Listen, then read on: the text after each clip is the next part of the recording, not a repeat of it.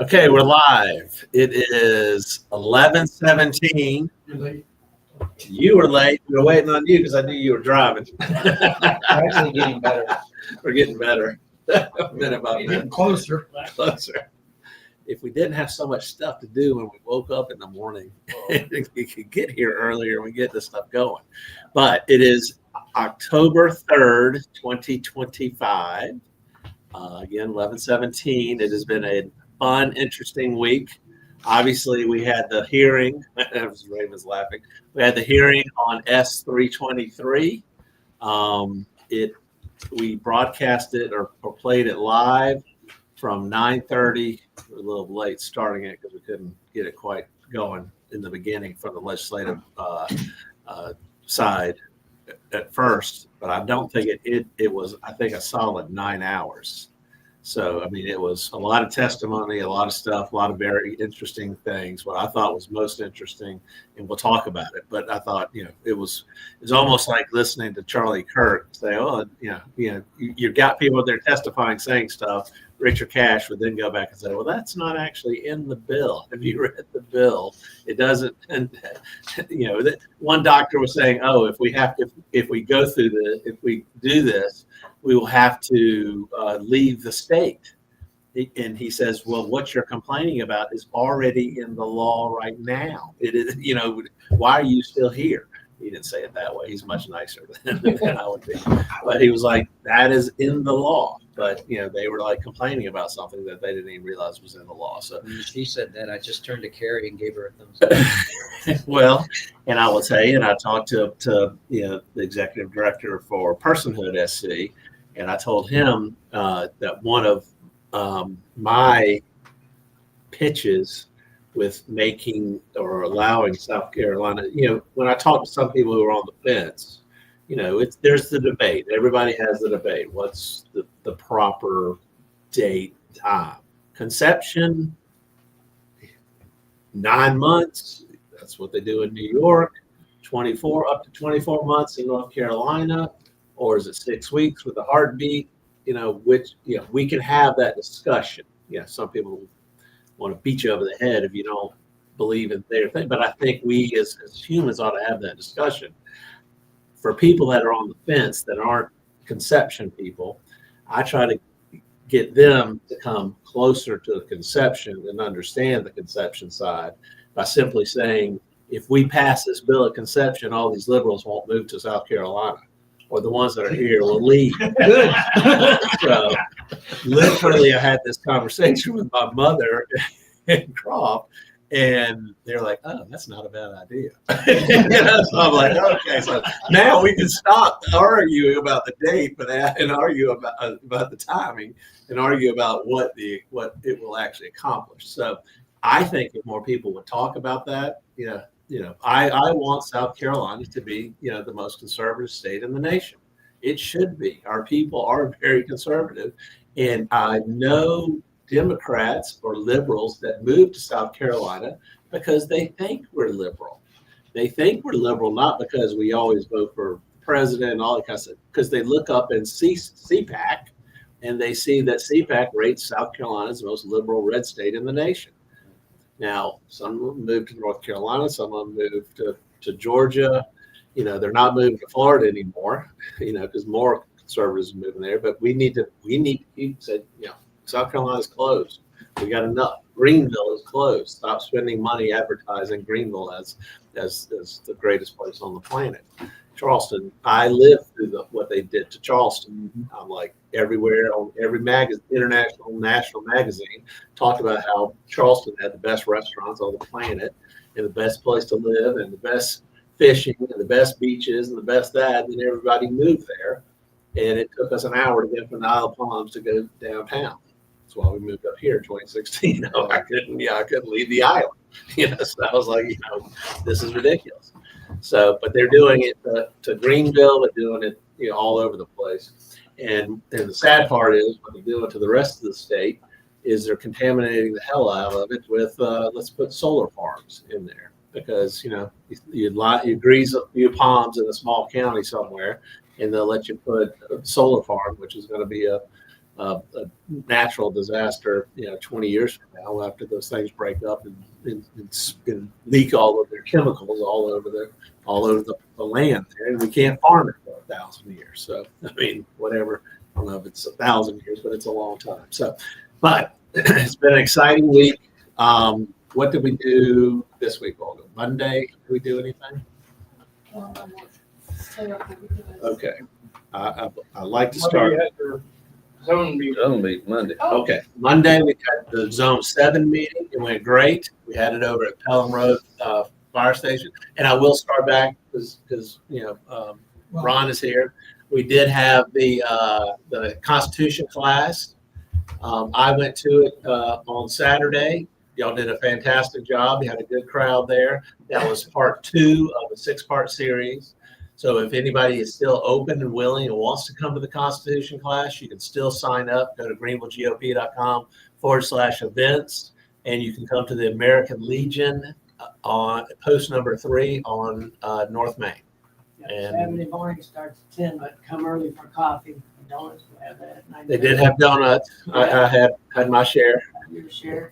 And these are standalone classes, so just because you didn't get the first class, you come, you'll still get a big benefit. We also went out and bought. We were having some Wi-Fi issues there, and we got that corrected. We actually ordered and bought, so we got our own backup. You won't have any Wi-Fi problems. So. Perfect. So you don't have to, you all just play it and play the video and it goes. So, this is done by Patriot Academy Out of Texas. So those guys do a pretty good job, but it's a 6-part series. This will be number 3 of the 6, and you can start anytime. And I think what we will do, we'll probably do one next quarter.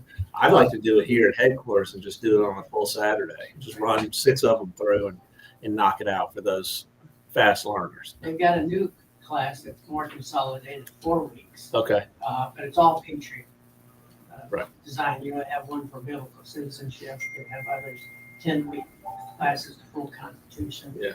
So 6 months a good balance. Yeah. Very good balance. Okay. And I appreciate everybody that has come and supported us from here. Yeah, it's great. And the good thing about this is that the American Legion post number 3, which they have sold, the city's going to put 3 big high rises down there, and so they're going to tear that building down, and they're moving to to the old Blind Horse Saloon. Yeah.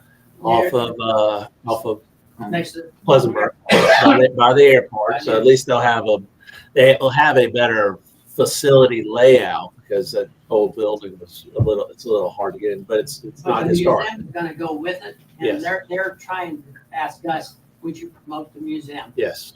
Come down and see that museum, the original. And they've got stone mantles, historic mantle work in there, historic wood in the ceilings. They're going to tear that all up and try to put it in the new facility. It's very tough. But nothing's like the original. So go down there and see that thing before they take it down, probably in January, February. Who knows exactly. It'll be open right after the Constitution class. You come for that, and you take your grandkids up. Yeah. Yep, kids are welcome, veterans are welcome, anybody's welcome, Democrats are welcome. They might learn something. So, and I will be honest, in all honesty, I learned. I went to law school at USC in the old days. You have to take a 6 hours worth of constitutional law. I did not. I knew how to read Supreme Court cases and all that kind of stuff, but I did not know what the Constitution was really about and what it was truly to protect. We teach original intent.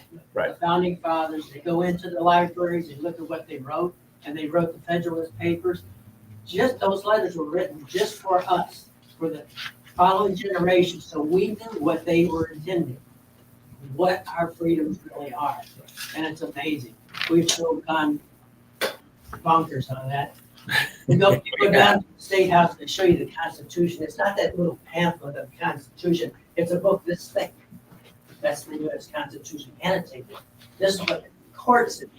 Right. But you go back to the original documents of the founding fathers, and they wrote scabs of letters to inform us how we should act as citizens. Right. So I mean, there's a lot to learn from it. I know people have taken the class multiple times, so we highly encourage it. And it takes varying types of different providers of these types of classes. Thank you. So, thank you, sir. Appreciate it. Okay, so that was Saturday.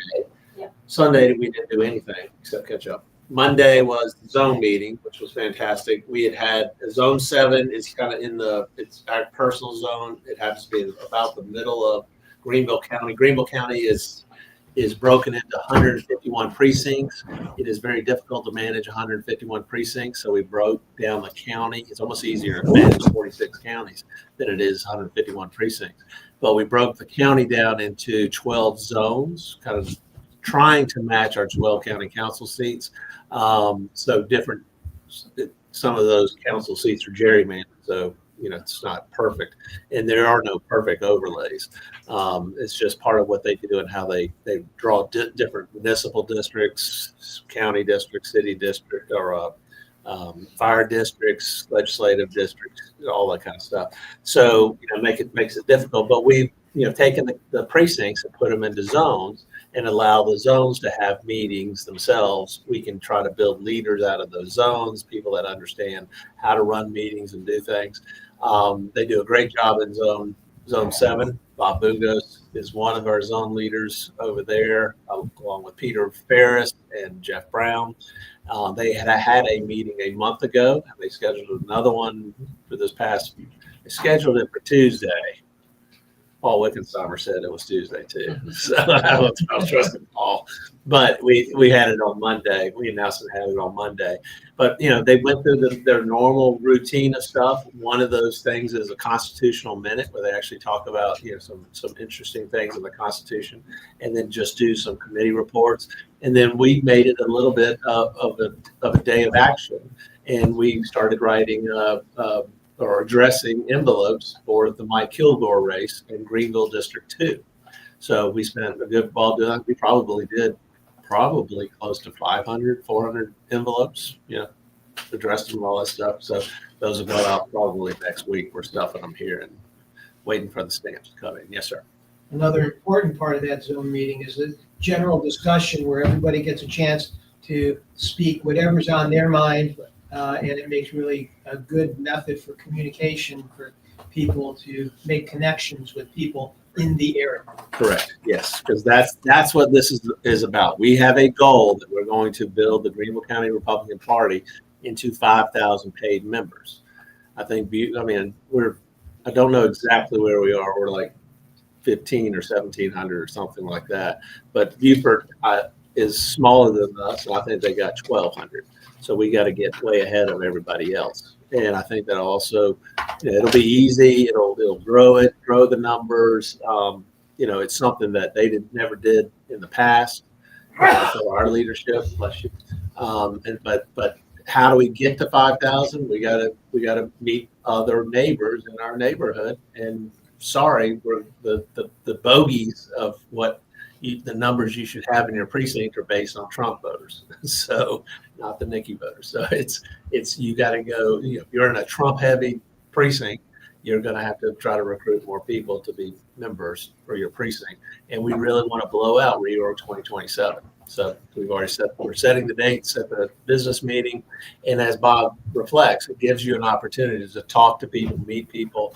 We had a lady that literally moved here to Greenville, I think Tuesday a week ago, come to that meeting because she had been stalking us on Facebook, moved down from New Jersey, and she was head of some women's group up there. And she's like, I want to see if these people, what kind of Republicans they are. And she wanted to wear her Trump hat, but her husband told her, "Oh, you might want to wait because you don't know who these people really are, and it might not be accepted." So, because there are Republican groups where they would not accept you for wearing a Trump hat. So, we're not that way. We are a Trump MAGA America First GOP. And ever since that's why we took over in reorg of 2021. And just for our new guest, Greenville County GOP was number 5 in the nation for call banking for Trump Force 47. There were 2 big groups out of California, a group out of New York, as well as there's some podcaster guy, Dillingham's Army or Dill's Army. I can't remember what, but it's some big massive podcasting group. So in the other one in New York was, I think, the New York Young Republicans. I mean, so you're talking large organizations, and then little old Greenville, South Carolina. So I mean, we are pretty active in what we're doing, and we lead the state in this effort. That's what we're here to do. So we're here to grow that movement, and we have been very successful at it so far. So so that was Monday. On Tuesday, Well, we also had a Zoom call with Congressman Timmons Monday night. yeah, Olga and Terry had a Zoom call with Congressman Timmons just about the Just update. Well, it was before the shutdown, so he was talking that the shutdown was going to happen and that they were not going to let the Democrats get away with the 1.35 trillion of bribes that they want. And what else was he talking about? Hopefully they'll be working on the second version of the big beautiful bill. There are some technicalities they have to do, and I think main thing was that the congressman is on the oversight committee. Is that right? Mhm. And he was kind of emphasizing that they're trying to, within the committee, work towards helping President Trump give them tools or ways to keep the previous administration accountable.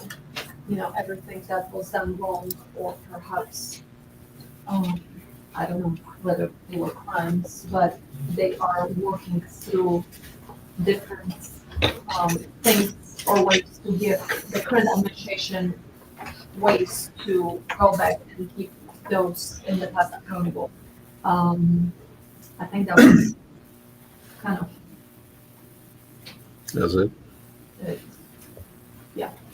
So He was basically reassuring us that they work hard, and he personally works closely with, obviously everyone in DC, but with the Trump administration, and they are helping President Trump to accomplish even more that has been already accomplished. So even if we don't see something happening fast, it doesn't mean it's not happening. well, the thing, I mean, and people that know us from the old days, and certainly the Tea Party days, we've had our issues. Can we speak a little louder? So what? So you can hear back there? Just a little. I could not. Yeah, might be tough. A lot. We've had our issues with William Timmons, and we've had our battles and all that kind of stuff. But I will tell you, he has seemed to have grown into the Trump model, as some of these other folks have grown into the Trump model over time. And I think he really enjoys the finance part of it, and being on the whatever oversight committee he's on, and the DOJ oversight committee, and all that kind of stuff. He is hell bent on cutting costs, and he thinks this nation's in trouble if we don't balance our budget, or at least get this thing under control. So, and he's right about that. So, ultimately, we were going down a very bad path. So we did that on Monday. On Tuesday, we did call banking and some texting and some more letter writing for Mike Kilgore's race. On Tuesday, what do we do? Wednesday, Olga? The Wednesday. we watched the hearing, and Wednesday was the all-day hearing for Oh, we were S2 here all day. 320 from 9:30 on. We'll come back to that. Last night we went to a grassroots or some sort of meet and greet with It was Town Hall with Ralph Norman. It was being posed, thrown out there of seating for 250 to 300. There were probably how many people there? 20, 25 maybe. Some people we don't like mainly, but I mean, it was more established, more rhinos or more splinters, or I don't even know what you call them. But it was, put on by a couple people, and there was nobody there. And, it was, tell him. sir, Maybe that should tell him. if I was him, I would be pretty upset that nobody was there. I mean, they had food, they had everything set up, and it was like, where's the announcement? Where's anybody to hear him? So I'd never heard him speak, so I went, and they had questions. Somebody wrote a question, why did you endorse Nikki Haley? And they had not signed their name to it. So they came over to me and said, oh, I'll make sure this gets read if you're okay with me putting your name to this. I'm like, I know I endorsed Nikki Haley. You're not going to put my name on somebody else's question. And then when they asked the questions, they didn't even tell who was writing, except Charlie James submitted a question. But he did say that why he endorsed Nikki Haley is because Nikki Haley had endorsed him and supported him in his race for Congress. So that throws up a big red flag for me, because guess who else also endorsed him in his race for Congress? Chad Conley. And guess what he did after he got elected to Congress? This was in the runoff. Chad ran for Congress, and then didn't win, but endorsed him in the runoff against Tommy Pope. And later on, Ralph Norman writes a $10,000 check to Faith Wins, which is Chad Conley's nonprofit. So I'm kind of like, so you're going to endorse people because they endorsed or supported you. You're writing checks to people who endorse you. Is that but you've got to go clean up the swamp. Well, Nikki's the swamp. Chad Conley's the swamp. I mean, you're supporting people who are the swamp. And where have you been in helping us clean up the swamp? So, but I did give him the 2 letters that I've written him in the past month, which I'm sure his staff flew in the circular file. One was an invitation to come meet with us here at the Greenville County Republican Party. I told him there were questions I would want to ask him that I wouldn't want to ask him in public, like what I maybe just said. And then the second one was a survey that we sent, the Greenville GOP sent to all of the candidates, governor's candidates. Simple, one question, check yes, check no, having to do with school choice, and do you support the government running it, and or do you support independent free market, independent nonprofits running it? He said, of course, independent nonprofits. He hasn't.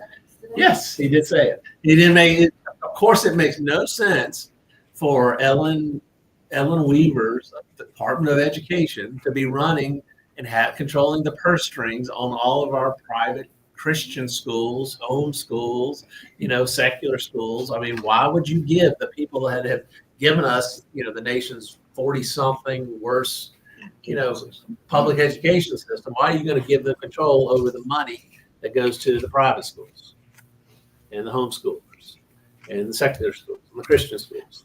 So I'm sure when he talks to his handlers, or the people that are funding money to him, they will say, oh, no, we need to have the government run it. So that's our big battle. So we shall see, because he was complimenting the Freedom Caucus there. There were a couple of Freedom Caucus members in that 20 or 25. And I'm like, well, they're not really a Freedom Caucus if they're promoting government-run school choice.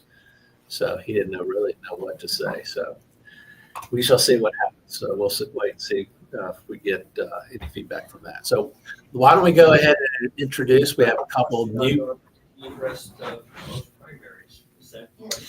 That question was asked, and but I mean, everybody says they're going to support. Did he talk about what he would do specifically? That was part of the question, or he just says I support it. But you heard it. Yeah. It was just I support it. He also, this was rather disingenuous. He did say he was the only person in the race supporting judicial reform. Or maybe I don't think he said supporting, the only one talking about it, which either way, it's not true. Not true. I mean, it's usually not true. I mean, obviously David Pass, a different race with the Attorney General, but David Pascoe's talking about it. But Nancy Mason's beating the table all over the place about judicial reform, because she's seen the problems in the judiciary just like I've seen it, and Solicitor Pascoe. Before it was even in to talk about. Right. So, and I appreciate the Johnny come latelys, that people say they want to do things and jump on the bandwagon. I got no particular problem. I don't care who takes credit if you get it, get it done and get over the finish line. But when you're just saying it to get elected and you have no track record of shaking the bushes and getting this type of stuff done, and over the past 4 years, since we've been in leadership, 4.5 years since we've been in leadership, you've been nowhere to be found. And your people were giving us grief for having people even come speak to the Greenville County Republican Party about judicial reform. So, I mean, I think everybody's giving us credit for that starting January 1st, 2020, January 6th, 2022, when David Pascoe came up here and first started talking about that. And I caught a bunch of grief statewide about it and still do. So, but that's okay. But judicial reform is coming. We've gotten a little bit, but we haven't gotten near enough. But he did bring that up. He brought up, I don't know if his energy was low because there weren't that many people there, but I was like, this is not motivating me to go out there and chop heads. So His energy was low. Yes. Yeah. So he'd be a good lieutenant governor. He'd be better than the one we got. Can I say something about Yes. Harmon? I did go to Nikki Haley's rally where he spoke. Yes, please tell us. He made me convinced, there's no way he can undo what he was saying against Trump. He was totally into it. And I got a video. I would love to see them because last night he used the excuse. Obviously, Nikki supported him in his congressional race.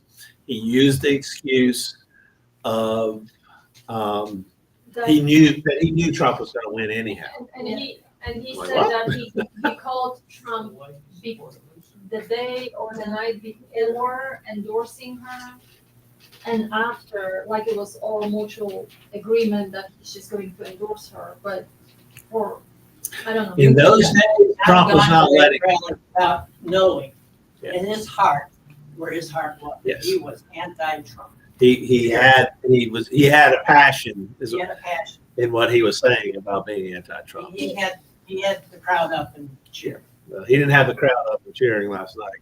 Wasn't the crowd? Didn't have the crowd. But I hear what you're saying, and I'd love to see those videos, and we can document that out. And if he responds and wants to meet and talk with us, but what I've told some people, yes, I just want to say he does have a very high rating for a conservative voting record, as opposed to Mace, who, I like, but her voting record is like 20 points different between the two of them. I'd have to look. Okay. We need to look. So and it depends. I don't know. I know Mason's been supported by Club for Growth and stuff like that. So She's also evolved. And she has evolved a lot. Like Timmons has evolved. Yeah. And if you ask me, because he voted. He did talk about last night.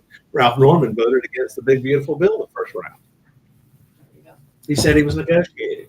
I'm like, you're negotiating. And so one of our friend Ron from here went and asked him, so what did you negotiate for? And he's like, I was just negotiating like Trump. I was voted no, and I was negotiating for stuff. So he went and asked him, what did you negotiate for? His comment was, I was negotiating for, I guess, to get rid of the $7,500 the solar credits, the vehicles or something or another. And I'm like, really? Is that what you really went and negotiated for? Because you also handed out this thing. And it's funny because on one page it says Turning Point Action Awards, but none of them are Turning Point Action Awards. I don't understand that. But then he also has all these awards he's received since 2013 through 24. It's the Organization of the Year and the award. Or one of them is the organization SEIA, it just abbreviates it, 2018 Solar Champion Award. Wow. I'm like, but you voted against the big beautiful bill to fight some sort of solar tax credit. I don't think you got an award for solar being a solar champion, and then you were fighting against some tax credits, in the big beautiful bill. I'm not real sure. I will tell you there have been some people that have been heavily involved in solar tax credits here in the state of South Carolina, some rhinos. Matt Moore and those guys are, the former SCGOP chair, have been involved in that. And I think that's why we're getting a lot of these nasty solar farms out in rural South Carolina areas, because they're going out there and lining pockets of people for that. So, and then if you don't know, a lot of our people are very upset with Ralph Norman up in York County because they are building something called Solar Fab.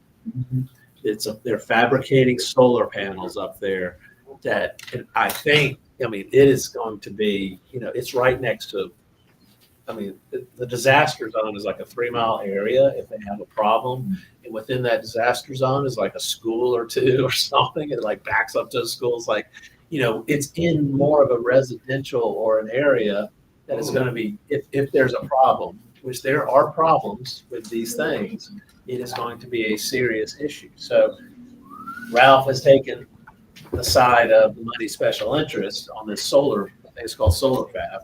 But I mean, they're up in arms up there in York County fighting it. A lot of our people are, so it's interesting. But we got new people here today. You want to introduce your guest from back there? Not my guess. She's here on her own. You didn't bring a date? Nancy? No, she's from Pennsylvania. We'll introduce her. I don't know if this thing's working. Okay. Hello, my name is Nancy Sasinski. Welcome. Nice to be here. This is really different for me because I was registered Republican, but not very active. I would vote Republican, conservative. But thank you for allowing me to be here, and I'm learning. Okay, and where did you move from? Pardon? Where did you move from? Pennsylvania. Okay. Easton, Pennsylvania, Lehigh Valley, That's where we lived. and We were in Southern Lehigh Valley for a few years. Wilkes-Barre, Pennsylvania. And I was in Easton, Pennsylvania, which was very staunch Democrat, dyed-in-the-wool Democrats. Okay. So I was in the minority Well, there. when my family came over from Europe, they took the rickety old boat and it sank off the coast of Charleston, but they were going to Pennsylvania. So we may have known each other. It's the way it goes. Though. I mean, that's how you sail a ship. But we would have ended up in Pennsylvania. I've probably been a Yankee. I would have been on the wrong side of the war, right? Yes. But thank you very much. This is very energizing. Okay. Well, we're Really, glad you're We here. lived in a little town called Coopersburg, which was halfway between Allentown and Quakertown. Quakertown. Yep, Mhm. for about 3 years. Yes, yes, So no, well, yes. Thank you. but we helped get Trump in 2016. Oh, I mean, well. 2016. Were you there in 2016? Okay, we did. I mean, obviously we did the Trump Force 47 calls, but we did a lot with what's the guy's name? The cards that we sent to Pennsylvania. What's his name? What's the Prosser. now? What's the kid with the long hair? Oh, Pressler. Scott Pressler. Yes. He had a system where you could just go on and just sign up and just write postcards. We just sat here all day. People were writing postcards. Which, if he stepped away, but that's going to be another one of the tasks that we're going to be able to do through our system. We built our own system so we can do our own texting, our own phone banking, our own call, the writing of letters. We take it. We have the database for the entire state. And the state party won't give us the data, so we have to go out there and purchase it and get it other places. But we've just loaded in more and more postcards into Pennsylvania in 2024 than anybody can shake a stick at. But Pennsylvania is turning more and more Republican. good. Their numbers are good. Like, you guys don't know. It's my understanding you don't know how many Republicans or how many Democrats. Because we don't have registration of a party, number one. With that story, Yes. we like to reach out. Yes. And when we go over the resolutions that we're going to talk about, our number one legislative agenda resolution is this closed primaries. We have got to get Republicans electing Republicans as opposed to the crossover voters and all that stuff. So I'm glad you came by for Friday. And we have a shift for you to volunteer. You can come up and do all kinds of stuff. Lots of opportunity. We have lots of opportunities for anything anybody wants to do. So End up having trouble here and they can come up here. yeah, we have extra seats if you need, but I can only talk so loud. And for some reason we've got these speakers, but we don't turn them on anymore. People just sat in here. So okay. So our next special guest. I don't know how special, but thank you for allowing me. I have known about these meetings for a couple of years now. I've never been able to attend but my name is Jerry Lynn. My last name is McGockran. I live in the Mountain Creek precinct. And my daughter my 15-year-old daughter is president of our local homeschool chapter of TPUSA. Effective as of the summer of this summer, just a few months ago, TPUSA started calling their high school program Club America. So it's the exact same thing. It's just at the high school level. It's called Club America. And that was a change that they made, obviously, before Charlie's assassination. But my kids have been, my son and my daughter and a couple of their friends started the chapter over a year ago and have had consistent monthly meetings, plus service projects, plus other things like election watch parties and having a movie night where we watched Am I Racist? Things like that. So we've been doing stuff like that for over a year. And on average, we would have 8 to 10 either homeschool or private school kids combination show up. Our most recent meeting was 3 days after Charlie's assassination, and our chapter doubled in size pretty much overnight. We're also getting ready to have tomorrow night, we have a meet and greet with our chapter and another chapter that was already in existence pre-Charlie's assassination, and that's called the Golden Strip chapter. And they, together, the two of us are putting on this meet and greet where we have over 40 people who have already RSVP'd to come learn more about starting their own. Now, we're not employees of TPUSA. We're just moms and kids who are running it. And it is a student-run program. So I help with logistics. My daughter and the other 2 officers in our club are the ones that run it. My son is now in college. He's at Bob Jones, so he's not in high school anymore, so he can't do it. But Does Bob Jones have a TPU? They don't. They're a private Christian college. They don't allow any outside student groups. Public colleges are required to. Private colleges are not required to, and they don't allow any outside student groups, which is fine. That's one of the things I was going to talk about tomorrow night for kids that age, or even adults that want to do something with TPUSA and they can't because of the chapters are either college or high school. There are other ways to get involved in TPUSA.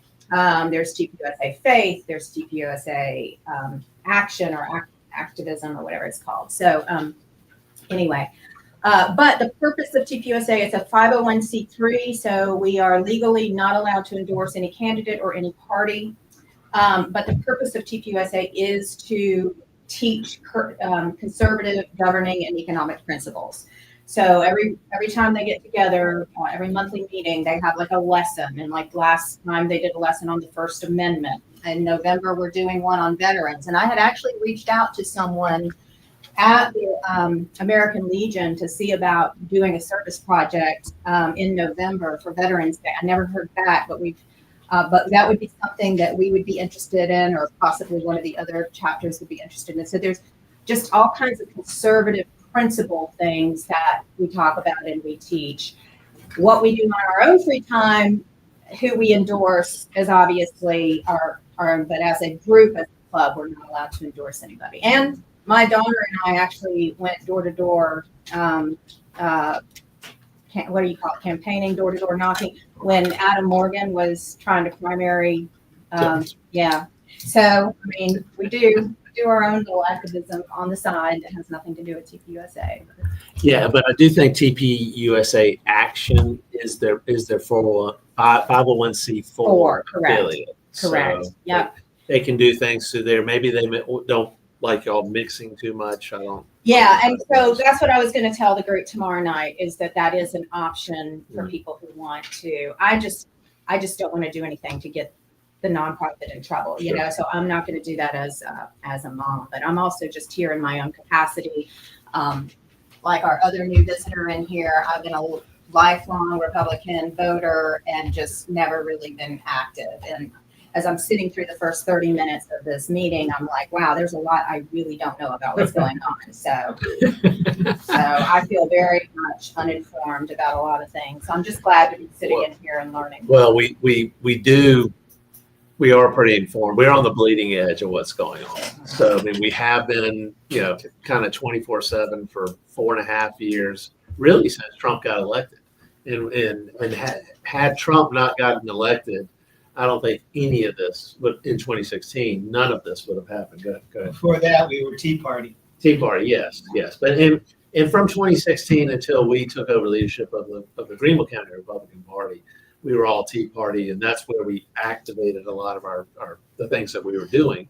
And the reason we did it through the Greenville Tea Party was mainly because the Greenville GOP did not want us to participate. We literally set up, myself and Presley Studs, you weren't there, but as two of the three leaders with the Greenville Tea Party, a meeting with who was then chair, Nate Lloyd, Adam Morgan's employee, sits in an office, next to his office, to sit there and say, hey, Trump just won the presidency. Give us the opportunity to go recruit all these Trump people into the GOP. You know what his answer was? No. Not no, but hell no. He said those people are not coming back to vote. They're just voting for Trump and they don't really care about anything else, and they're going away. And we don't want your help. So Presley, who's passed away, was murdered from COVID in August 19th, 2021. He and Nate had their huge battles. Now apparently Nate dislikes me. But I think it all comes from Adam Morgan. Adam Morgan is the guy that employs him and runs the show over there. So, but we are on the bleeding edge of knowing what's going on, and that's why Adam won't come and speak to us. Oh, okay. Well, I don't, He I won't. don't know. We just heard a viral clip that he did in the South Carolina house, and my kids and I are like, yeah, go, or whatever. And so we were like, we wanted to campaign for him. But like I said, I don't know a whole lot about, and I'm probably going to get myself in trouble here, but when I voted for Trump in 2016, I held my nose and voted for Trump in 2016. But like everybody else, I was like, wow, he's doing really good. Wow, and so coming around the second and third time, I had no problem voting for him. But I even put on the form, it asked if I was a diehard MAGA, and I'm like, I don't like labels. I'm conservative, and as long as he's conservative, I'm with him. If he's not conservative, then I don't want to wear that label. So that's where I stand. Which is fine, and we understand that there's a lot of people that like what Trump does, still won't vote for him, still oppose everything he does, but then takes credit for what. I mean, it gets very confusing in that process. I like guys joining in the conversation like this because it comes down to those. It's not what they say. Amen. It's what they do. Amen. The one thing Trump did different than anyone I've ever seen, he kept his promises. And these guys get down there to get your vote. They'll say anything to get it, and then they won't perform. You watch the voting record. I mean, Adam Morgan I hate to pick on him today, but Adam was the guy that when we picked up his yard sign we picked up everybody, but he came to our house and picked up the yard signs that we had picked up in all the places, all the different candidates did. And he asked us why we were involved in politics at all. And I said it was because of school choice, because the government had taken over the private K-12 school choice program. It made no sense that the government should run it. It's the nation, it was a failing program. He's like, that makes no sense at all. Yes, of course. Just like Ralph Norman, of course. Free market should run it. I'm a free market guy. You know who the biggest proponent of the government running the school choice program? Well, Ralph Norman, not yet. Adam Morgan. Guess what? Adam's Morgan family is the one who's involved in selling all this type of stuff. They have an educational consulting business. You make millions off They- that legislation. Yes. And not Yes. voted for honest, Right. genuine intent. Right. And that's our belief. That's what all the research that we've done and the study and everything that we've kind of dug in to try to figure it out. Because, why would a guy run around, do a viral video like he did? Oh, we're about taxpayers and, we don't want government money going to Scout Motors. And I listen to my taxpayers back in the district. Well, your taxpayers your voters are sitting there telling you that you don't want the government to run the program. Yeah. But he's not saying that. He's saying, oh, I believe in universal school choice. This is universal school choice, and this is a step in the right direction. It's not perfect, but this is the step in the right direction. This is a step into infinity where you're giving the government control over the purse strings. Well, that's good to know. I did Private not know his position on that issue. And like I said, it was what a year and a half ago that Yeah, we did yeah. that. So Well, that's I good mean, to and know. if you follow, and a big part of the reason, and I'll say this for Ralph Norman too, Will folks like him and Pisses and all that. I mean, they gave 3 reasons to why William Timmons won that race. Number one, he had Trump's endorsement. He does what Trump needs him to do up in Congress, so he got that endorsement. Number 2, his wife didn't, or his now ex-wife didn't come out and trash him relentlessly over their divorce and what that affair and all that, which The opposite, she supported him. Yeah, she actually did support him. But number 3 is we didn't support Adam because Adam would not come and speak to us. You know what? And Ralph Norman has yet to come speak to us. Well, we'll And see. Pamela Vet, we gave him an invitation. We'll see. But Pamela Vet has refused to come speak to us. Because guess what? Pamela Vet's pushing government school choice too. And she's friends with Chad Conley and all those types of people. Go ahead. I'm sorry.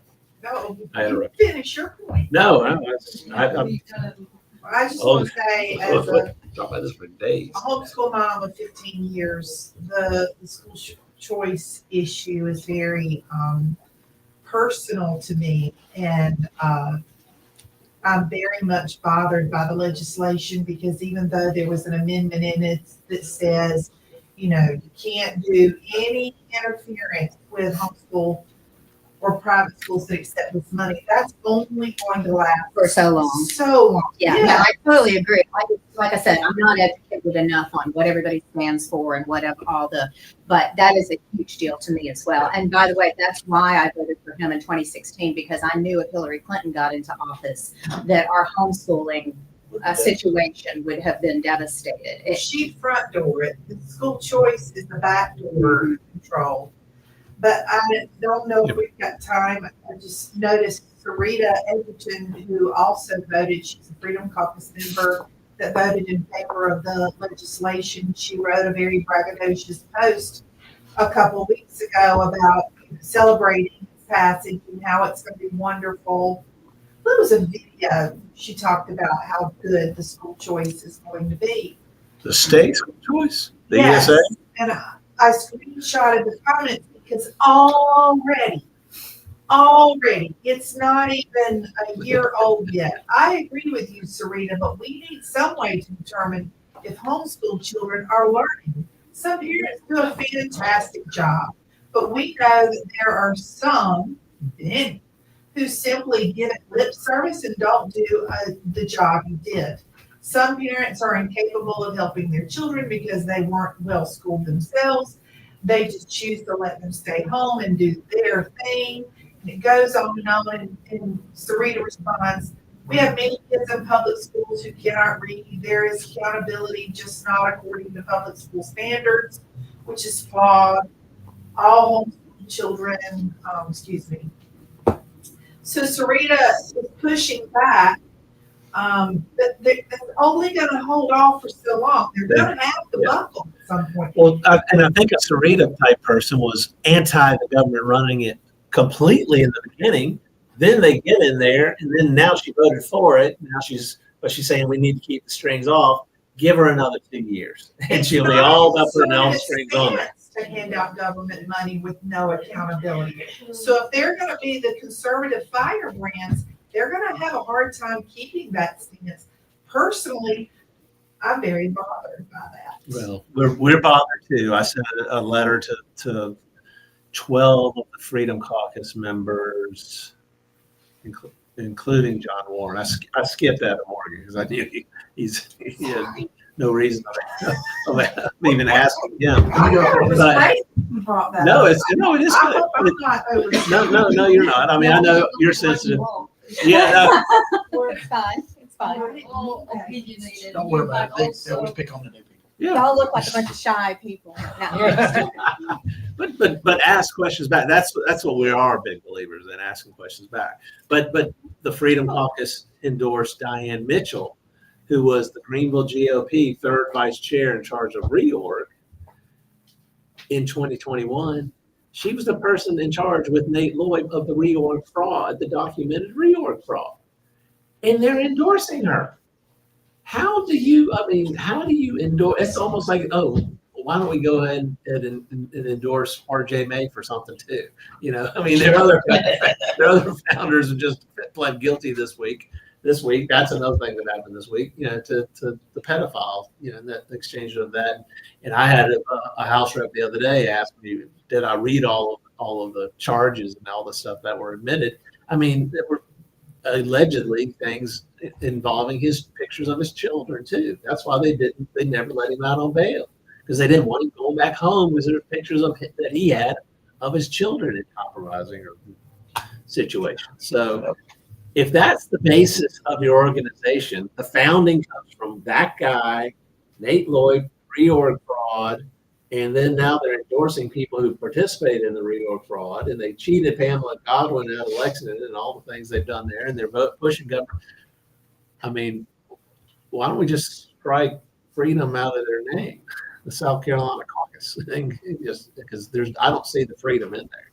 So I made that comment to Ralph Norman last night. I don't see how you can be, call yourself Freedom Caucus when you're pushing for government-run school choice. So I don't know if he caught what I was saying or not. We'll see. But okay. But the TPUSA, when are y'all doing this thing tomorrow? It's tomorrow at 6 o'clock. It's at the Blockhaven, which is an indoor rock climbing gym down on the west side of downtown. So like I said, we've got over 40 people over at least 2 different public schools and 3 different large homeschool co-ops are represented, and there may be others as well that are going to be coming to learn about starting their own chapter. So. Okay. I think it's fantastic. So, I mean, we've got to get kids involved. And I think what's really cool, I think you had the Reagan generation and the kids that were in the 80s. I finished high school in 85, kind of that Reagan generation type stuff. I think you are going to have this Trump generation. Mm-hmm. And I understand a lot of our friends were Cruz. Were you a Cruz supporter? I guess in 2016. I'm sorry, who? With Ted Cruz. Again, it comes down to what my options were, and so yes, I was Ted Cruz. Yeah. And a lot of people were, which I was Cruz Arena until Trump walked down the plane saying we don't want it. And you switched, okay. But there were a lot of people. I mean, my husband, well, actually, we kind of liked Marco Rubio even. Oh, did you? Yeah. But he's come a long way. I mean, but that's what I'm saying. We've got to be kind of forgiving on some of this type of stuff. We said I don't care what the media says. Someone That from resonated with the administration, who did I hear? Someone in DC was talking kind of more openly about the Vance Rubio ticket in 2020. I think that's heard that yesterday. Yeah. You're shaking your head no. No, Like, wait a second, I'm not that. I don't know who it was, but it was a person that I thought, well, you just almost let the cat out of the bag. Not that we were not thinking about it, but it was a person that certainly based on his hard stance that Marco Rubio has taken, he is interviewing for a job, and he's doing the right thing. He's come a lot further than I ever thought he would come. JD Vance, I was very sure about, but I've gotten more comfortable, quite frankly, with the Charlie Kirk connection. I didn't know a lot. I didn't know that connection was there, and I didn't know. I mean, whether all of that was genuine or not, only their hearts know. But I think it went a long way to endearing itself to a lot of Americans. So I think you are going to see probably a JD Vance, Marco Rubio type thing. So we'll see. But it will be very interesting. So, but what I have noticed in this term with Trump is he has realized that he's only got. I know they joke about 2028. We got Trump 2028 hats over there, which at first I thought it was a joke, and sometimes I'm like, I'm not so sure they're joking about it. But I mean, I think he's realized his time is going to catch up at some point, age or term limits.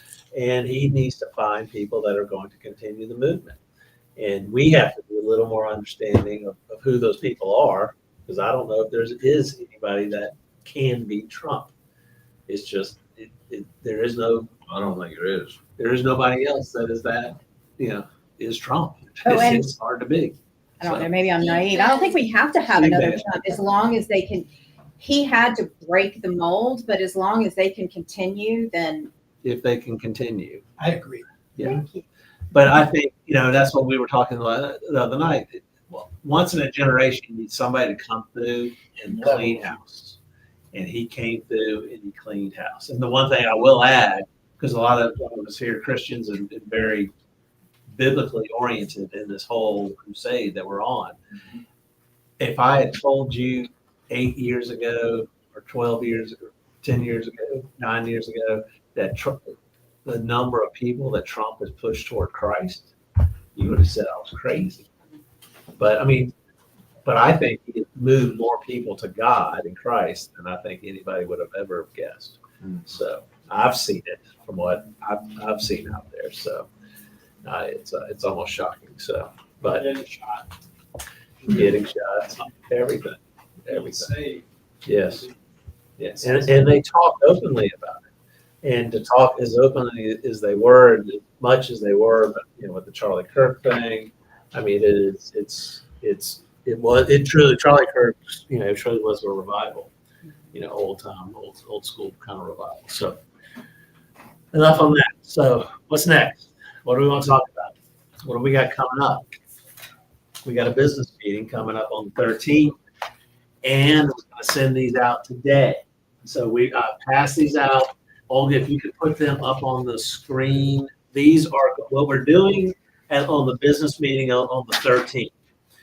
Realize business meetings are about for voting, not for, I just read it, as I walked in the door and I got 1,000 questions. That's what Drew McKissick, the Rhinos, the establishment want. They want to take something like this, hide it from you until the day of the meeting, provide it to you and say, there's no time to read it, just pass it. You need to pass it, and then we'll tell you what's in it. And they sneak through a lot of bad things. So like Nancy Pelosi. that sounds like Nancy Pelosi. What we do is we take the opposite tack. You should not vote on anything unless you have had ample amount of time to look at it, review it. Generally, that is a week. We do our best to get the stuff out a week in advance so you can read it, hear about it, ask your questions. What we're doing with this package, this will be for a special meeting we're going to call next Thursday to vote on the 2 or the 3 censures that we have coming up of elected officials or one running for office. We have to do those in 2 meetings, so we're going to have a special meeting next Thursday. It'll be a Zoom meeting. Welcome to come here or join us on Zoom. We're going to send out an email later today with this package because we're also going to do our legislative agenda. We got 7 items. Number 1, closed primaries. Number 2, real school choice. Number 3, judicial reform. Number 4, pro-life. Our pro-life initiative is going to focus primarily on the prohibition of the the enforcement of the prohibition of the mail order pill, abortion pill that's going on. Current law says it's illegal to do it. Nobody's enforcing it, i.e. Alan Wilson, who's running for governor. This is in the current law. We can talk about it, and he's not enforcing it. So there's a problem. There's more abortions happening because of this mail order pill that's coming across the border, and that needs to be talked about. Prohibiting taxpayer paid lobbyists. We have way too many lobbyists. All these government agencies will go out and hire lobbyists. They're all hiring everybody's friends and all that kind of stuff. Taxpayers should not be paying for these lobbyists. We have a South Carolina safe elections bill resolution, essentially, paper voting, single day, hand count, and a medical informed consent resolution. So if y'all have them in front of you, some people have read them. They may have edits or questions. We can go through them one by one, or we can skip ahead, however you want to do. Do you have a question? What question you got? It's on the lobbyist thing. Okay. Are lobbyists now required to register as lobbyists? Yes, they are. They have to wear ID badges. They do at the State House. I don't know if it's a requirement. They do wear them, so my guess is it's a requirement. So Okay, I wasn't sure. we should check on that though. So because I'm trying to think. I went to a fire commission meeting last month. The lobbyist was there, but I don't think he was wearing anything. I mean, what becomes of county council meetings? I just don't recall him wearing. I don't recall this person ever wearing something, but maybe they wear them when they're at the state house. But in other states, they do wear some big thing like beware on the lobbies, right? So maybe that's something we can add to or consider. Well, number one, yeah. If there are any government meeting of any kind, then they should have to wear. Okay. They should have to be recognized. Don't be. I was not educated on his Well, position. I feel the exact I mean, same obviously way. this will get rid of I just all didn't know lobbyists, but maybe there's something we should say, hey, That's if you're a lobbyist, you should be wearing something to show that you're a lobbyist. This is supposed to get rid of taxpayer paid Yeah, lobbyists. the point of this is that you're paying for our agencies to I don't want create government and money. I don't pay want for government lobbyists Right.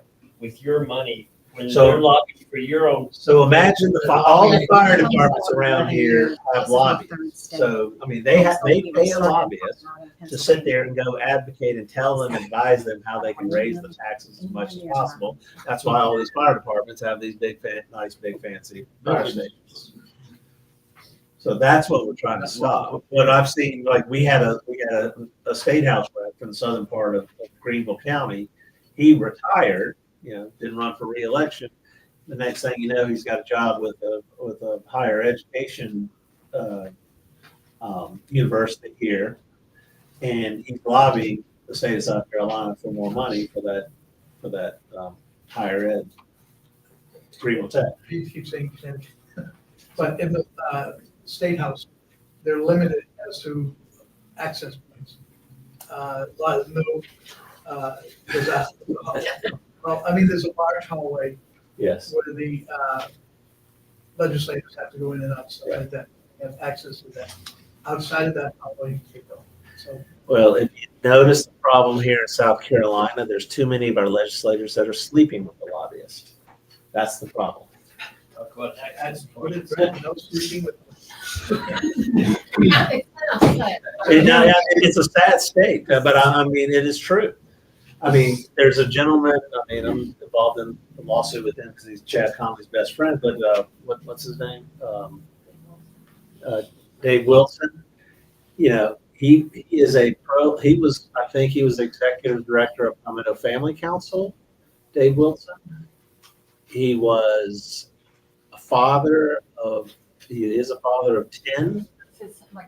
That's his handle on his Twitter. Dad of 10. So he's proud of it, right? He got caught having an affair with a pro-life lobbyist out of Atlanta. And now I think he's divorced. I know he's definitely moved out. I think he's divorced. I'm Now not. it says 11. We have a long tradition. It's I don't know what you're doing, but no, it's a serious problem. Look at Senator Matt Lieber, Republican, just got elected just as a state senator because he took out Sandy Sin, who was one of the 3 Republicans that voted against the abortion bill. That's why we had no females in the Senate, because we took no female Republicans, because we took them out because the 3 female Republicans voted against the abortion bill, the 6-week bill, and which was amazing. And 2 of them were there testifying on Wednesday, which I thought was extra amazing. And I don't know if you've seen the video. Who Mark Coral out of York. Mm-hmm. He was sitting there saying, he mentioned that 2 of the people that got unelected were sitting in the room, and he ended his speech, and then right behind him was Senator Shealy, and she dropped her papers. So rattled. One of them ones that was almost escorted out.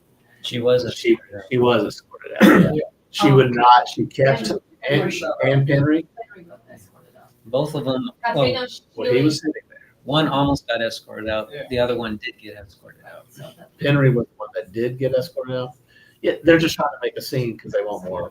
Now it's the popularity Katrina contest. said she wanna use her senatorial privilege. which- yes, Yeah. she called that out when she stood up there because she wanted to speak for more than 2 minutes. Right. So I'm going to invoke my senatorial privilege. And then afterwards, there was a big, And Richard Cash told her to big sit down. yeah, there was a big pro-abortion rally on the grounds, and they were up there probably claiming how they got thrown out for doing what's right. And it's like, no, you didn't do what's right. What was right is keep your talk to 2 minutes and you sit down so other people can talk. What did we teach? Can anybody repeat it for me? What do we teach? I say it every time. The 2 P's. Be persistent, but be professional. Yeah. Do we need to make a shirt about that? And there was only Because they don't believe it. there's only one. You can be persistent, very persistent, but you have to be professional about it. There was, I will be persistently against and persistently exposing Adam Morgan, but I will be professional about it. I'm not going to go call him a Nazi. I'm not going to draw signs, and I'm not going to have people go threaten to beat me up, which is what some of his supporters do. And he refuses to tell his supporters to stop doing that. One of his supporters came to one of our things last week asking if it was a gun-free something he was carrying. It was mainly to intimidate us in what he was doing. So that's Adam Morgan. Obvious question. Yes. How did they hire these people? They put them on staff with these contractors? Contract. Contract. Yeah. Like a fire district, they pay somebody 10 grand or so, to represent them for the year and all that type of stuff. The one that my district is the Wade Hampton Fire District. The lobbyist they hired is also on Malden City Council. So he's an elected official and a lobbyist, double problem. And he's down there lobbying for the government-run school choice, against us at the State House. And are these people identified on statements, financial statements, or? You can go to the State Ethics Commission. Okay, let's see. File it? Yeah, and they've been all there. Yeah, and you can see who they're working for, who pays them. But that's just what goes through that part of the system. Most lobbyists, what you'll see, they have a lobbying firm, and then they also have a PR firm side. So you hire me to do the lobbying when I'm doing this stuff over here, but you can pay me real money, undisclosed money in my public relations arm over here. So, even though the numbers may seem high, may not seem high, this particular one got, for the fire station in Malden City Council, he got paid $23,500 last year from the Greenville Chamber of Commerce. And he's at every county council meeting we go to. Do you think? And I watch him whisper in people's ear all day long. I'm like, we got to get him to go. We had a person that was going to run against him that backed out last minute because somebody convinced him that he needed to wait and run against Liz Seaman next year. I'm like, well, Liz Seaman doesn't run for another 3 years. Why didn't you talk to our committee? Why didn't you talk to our candidate recruitment committee as opposed to go talk this guy out of running for office? Such a mistake. I know. So now we got to live with him for 4 years, and we still got 3 years of Liz Seaman. I'll be quick. Yes. I admit to being friends with 2 or 3 of them. That's okay. But one of the things they alerted me to, because somebody got a huge amount of money for like the nurses associations. And I said, come on, what is this about? The grant goes to the Nurses Association, quote unquote. And the Nurses Association turn around and hire staff people that are relatives of the legislature. Yes. Happens a lot. Go ahead. You know what they say about resistance? It overcomes, persistence overcomes resistance. That's why I say we be persistent. But we have to be professional. We cannot be the wackadoodles out there.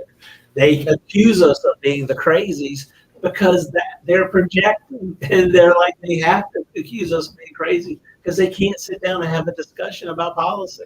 They lose on policy all day long. That's right. We don't have to be crazy because we don't have to be crazy because we You're right, went on you're right, policy. because you're racist. That's right.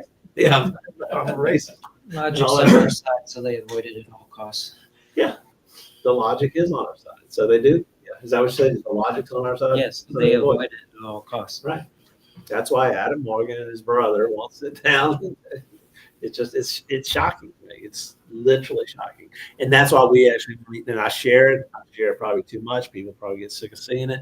I share that article that we wrote that says, do not trust anybody who will not meet. If there is a legislator that refuses to meet with you, do not trust anything they say.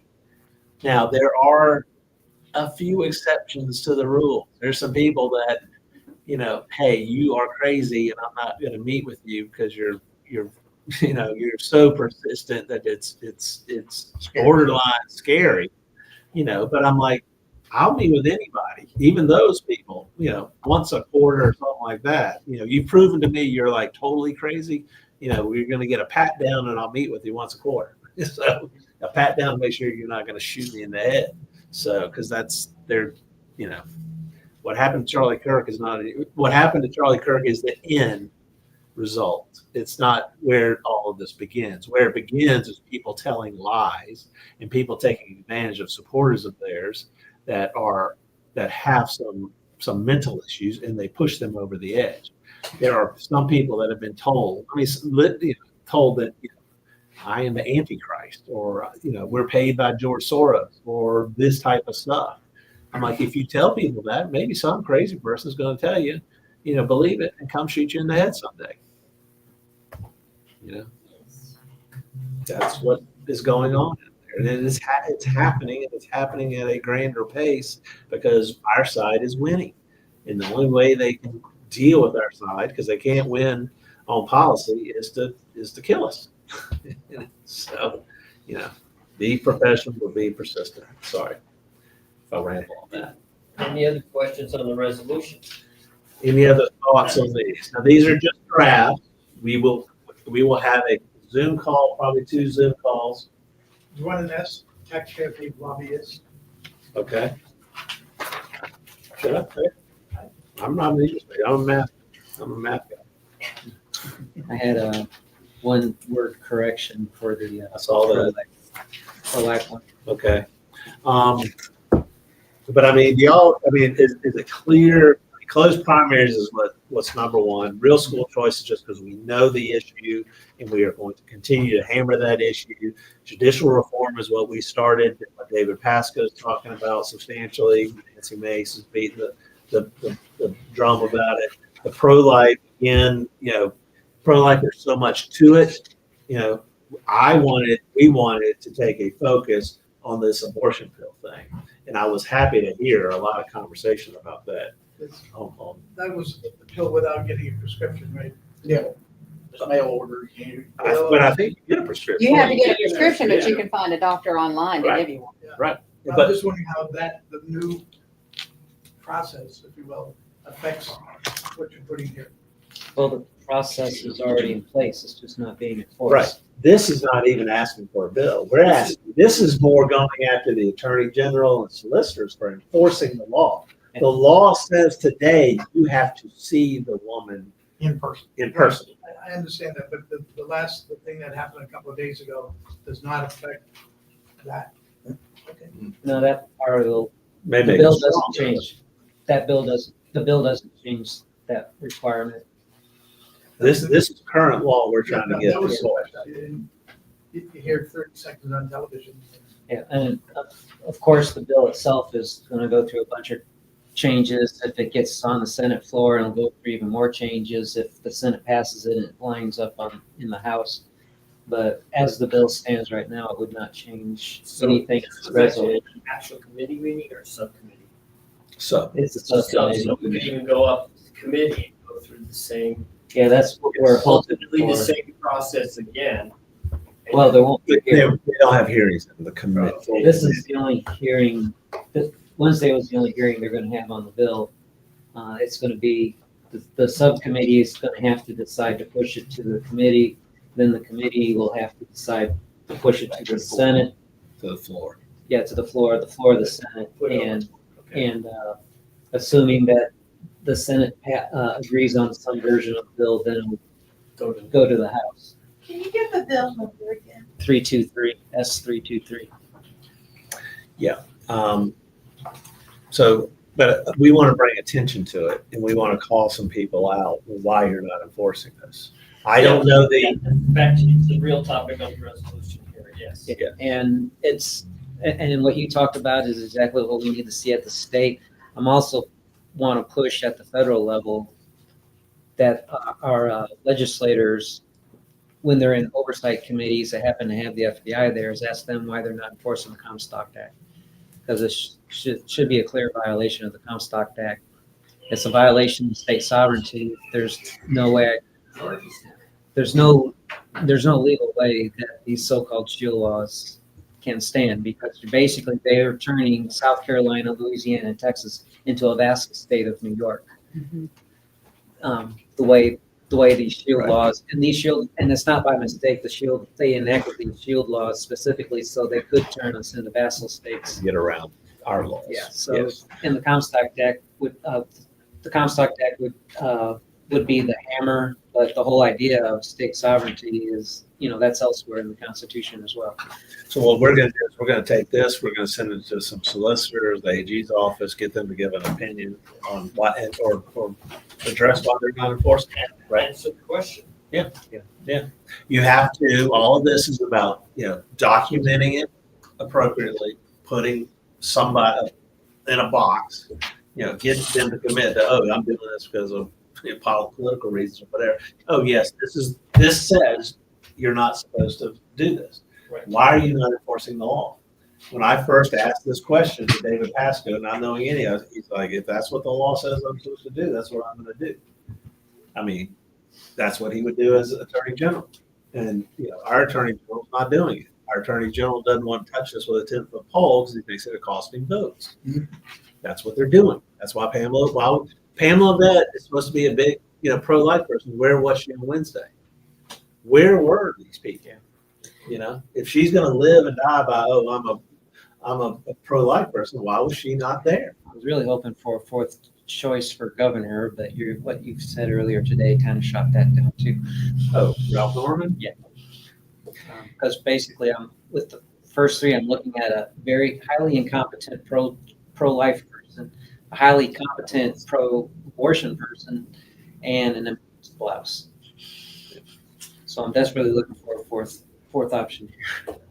Well, you might like Josh Kimbrell, because he at least talks the talk, but he's sitting at 2%. But he's a thief and he's sitting at 2%. So I wouldn't count on him either. The second whereas stands as fine. Should we go to a legislator, a friendly one, and say, is there a loophole that, because of the recent changes? Is there a loophole? The language, because if you can now do mail order. The practical problem is that we can do what Louisiana and Texas did, and we can sue these companies. But New York, we don't have any law. We don't have any state law enforcement that can go into New York and do anything, which is why we also need to promote this at the federal level, because the FBI can go places that our law enforcement can't go. There is the Comstock Act, which prevents this. Okay, but I don't think there's a loop. The lawyers, but I will tell you, as a lawyer, I'm a firm believer where there is a will, there is a way. Yeah. The issue and the problem we're trying to identify is there is no will to get this done. They are trying to avoid the issue because it will cost them political points. My theory is if you're running for office, you're running to be a leader. Go lead, even if it costs you office. What was I going to say? I'm sorry, I lost my train of thought. I did have I remember what it was. The parole boards are actually scared of the Comstock Act now that the DOPS decision was made. You can actually go to You can actually go to pro-abort sites and ask what they think about the Comstock Act, and they're actually admitting that this is scary.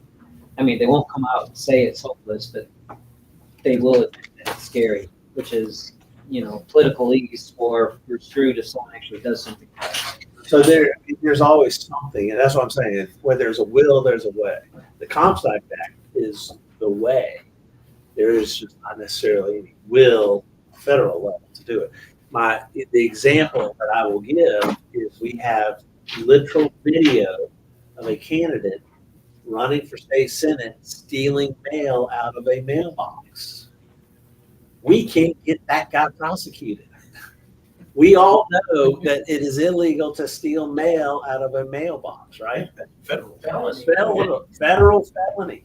And on top of that, he was stealing the political mail of his opponent.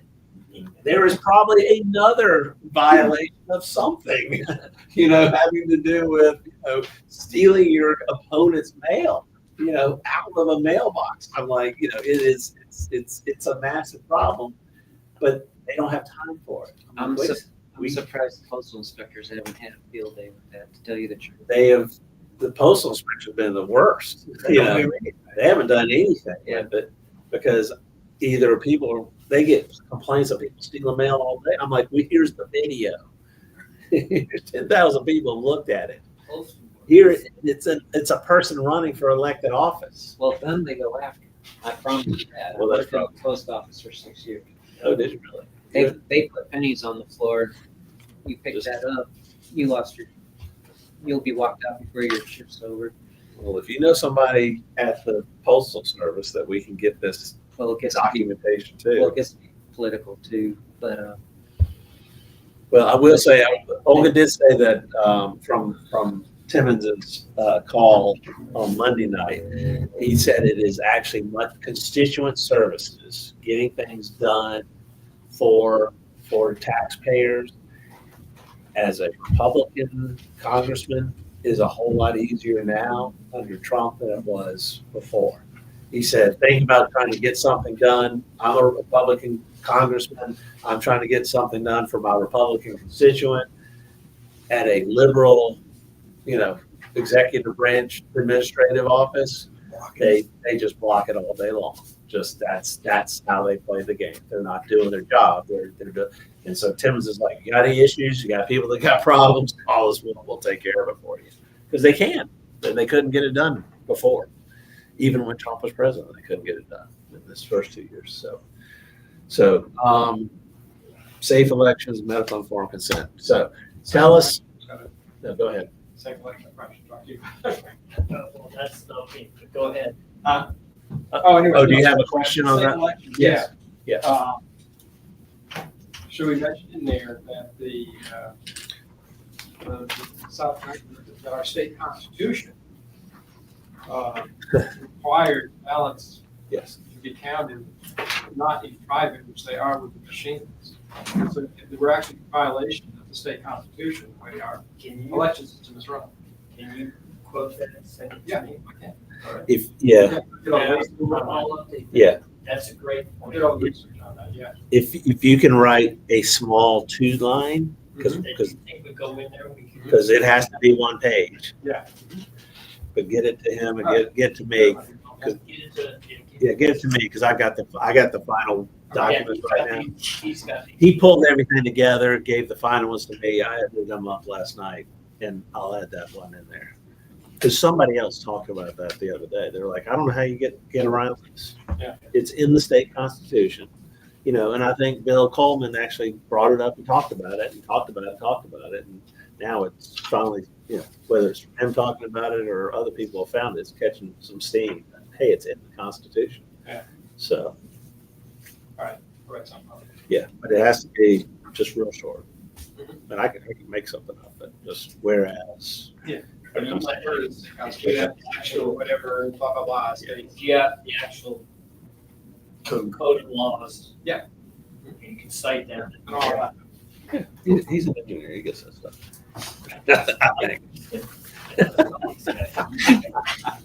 He's good. He knows what he's talking about. All right. What are we going to talk about next? What are we voting on Thursday? Thursday, we're gonna vote on these 7 So who's going to vote? ECs, precinct ECs. So, and then we're gonna vote on the 3 censures.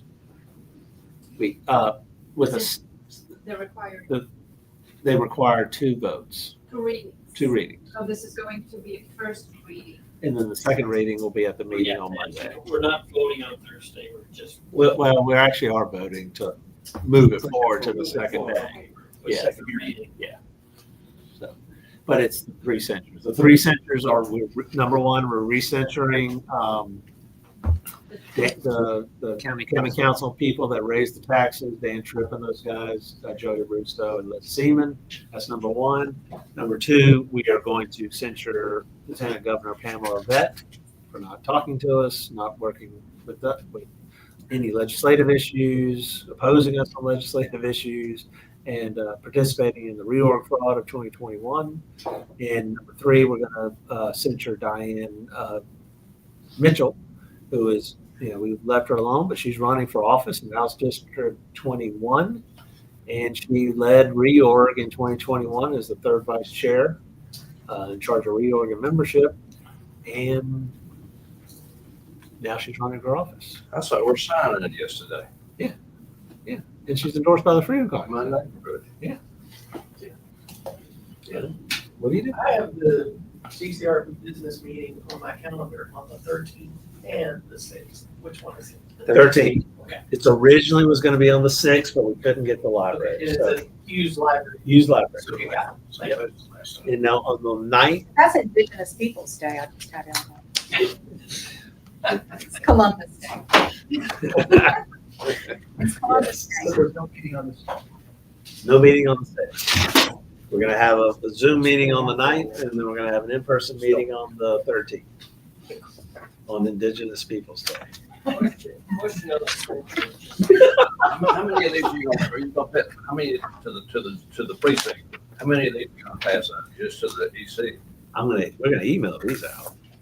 To Package. to all the First, we're gonna email it out today to the ECs and presidents, and then probably maybe first thing in the morning. But we'll send it out to everybody. I want everybody to see it. We'll post it everywhere on social media and all that stuff. Okay. But only the EC is gonna vote Thursday. That's the only person that votes. The EC or their proxy. Their proxy can be their president if they don't show up, if the EC doesn't show up, or they can give their written proxy to whomever they want to that lives in their precinct. So anybody that lives in your precinct, you can give your proxy to them And you say show up where? at the meeting. If you don't show up, Or here. yeah, Come you here. can come here if you want, But they're or you can join us on Zoom, Okay. whichever one's easier for you. question, how do they get a written, for a proxy to Zoom? If you go on the GreenvilleGOP.com website, But how will we be able to say, this person's saying, I'm a proxy, and verify that if you they're officially proxy? Well, we have a process, so if we know, you can either send just a name to either Jeff Okay. or you just text me or Joe McLaughlin the name of the person. there's also a form on the website under resources that people can fill out, and the proxy can bring that form. It's a little easier to just text. If they're gonna be, if they're gonna attend, I assume we can submit that written form to you somehow. Yeah. Okay. Well, we have here, unless they bring a actual form signed by the EC, The EC has to the tell us who EC their has proxy to tell is. us. You cannot just show Okay, up and that's- say, Go to GreenvilleGOP.com, go under resources, EC proxy form. It explains it. Page 1 is the form, page 2 is the rule. Okay. but to make it easier on ECs, the EC can just email the credentialing chair or Jeff and say, I'm sending you such and such person, and that will be good in her as well. What time's the Zoom meeting gonna be? I think we're doing it at 7 o'clock 7:00. 7 o'clock? Thursday, 7:00, next Thursday. and if you show up early, it might be a surprise. Maybe. Yes, sir. Gold stands. I know it's there. No, not the, I don't like the first reading. Well, they have. Frank, we're not having which My say. problem is I get. Someone like you, And, Yeah, my, I'm going pretty hard on, supporting Laura Shore. I think they ought to make Laura Shore the executive director of the election commission. yeah, That's all I'm gonna push. All right, what's next? We got anything going on here? I had another question just on the censure. So everything goes good, we censure these people, what, do they get like a letter that they've been censured? Oh, yeah. Oh, happily. That's what I'm. Yes. And then. The business card, call me if you'd like to talk about it. Okay, that's what I'm wondering, so they actually, like, Sure. the board sends it, and then, does anybody ever respond? Not really, no, Okay, They don't care. no, they don't care. just curious. on They thoughts. care, but they don't care. If somebody was censuring me, I would be willing to sit there and say, you know what, what's going on? Yeah.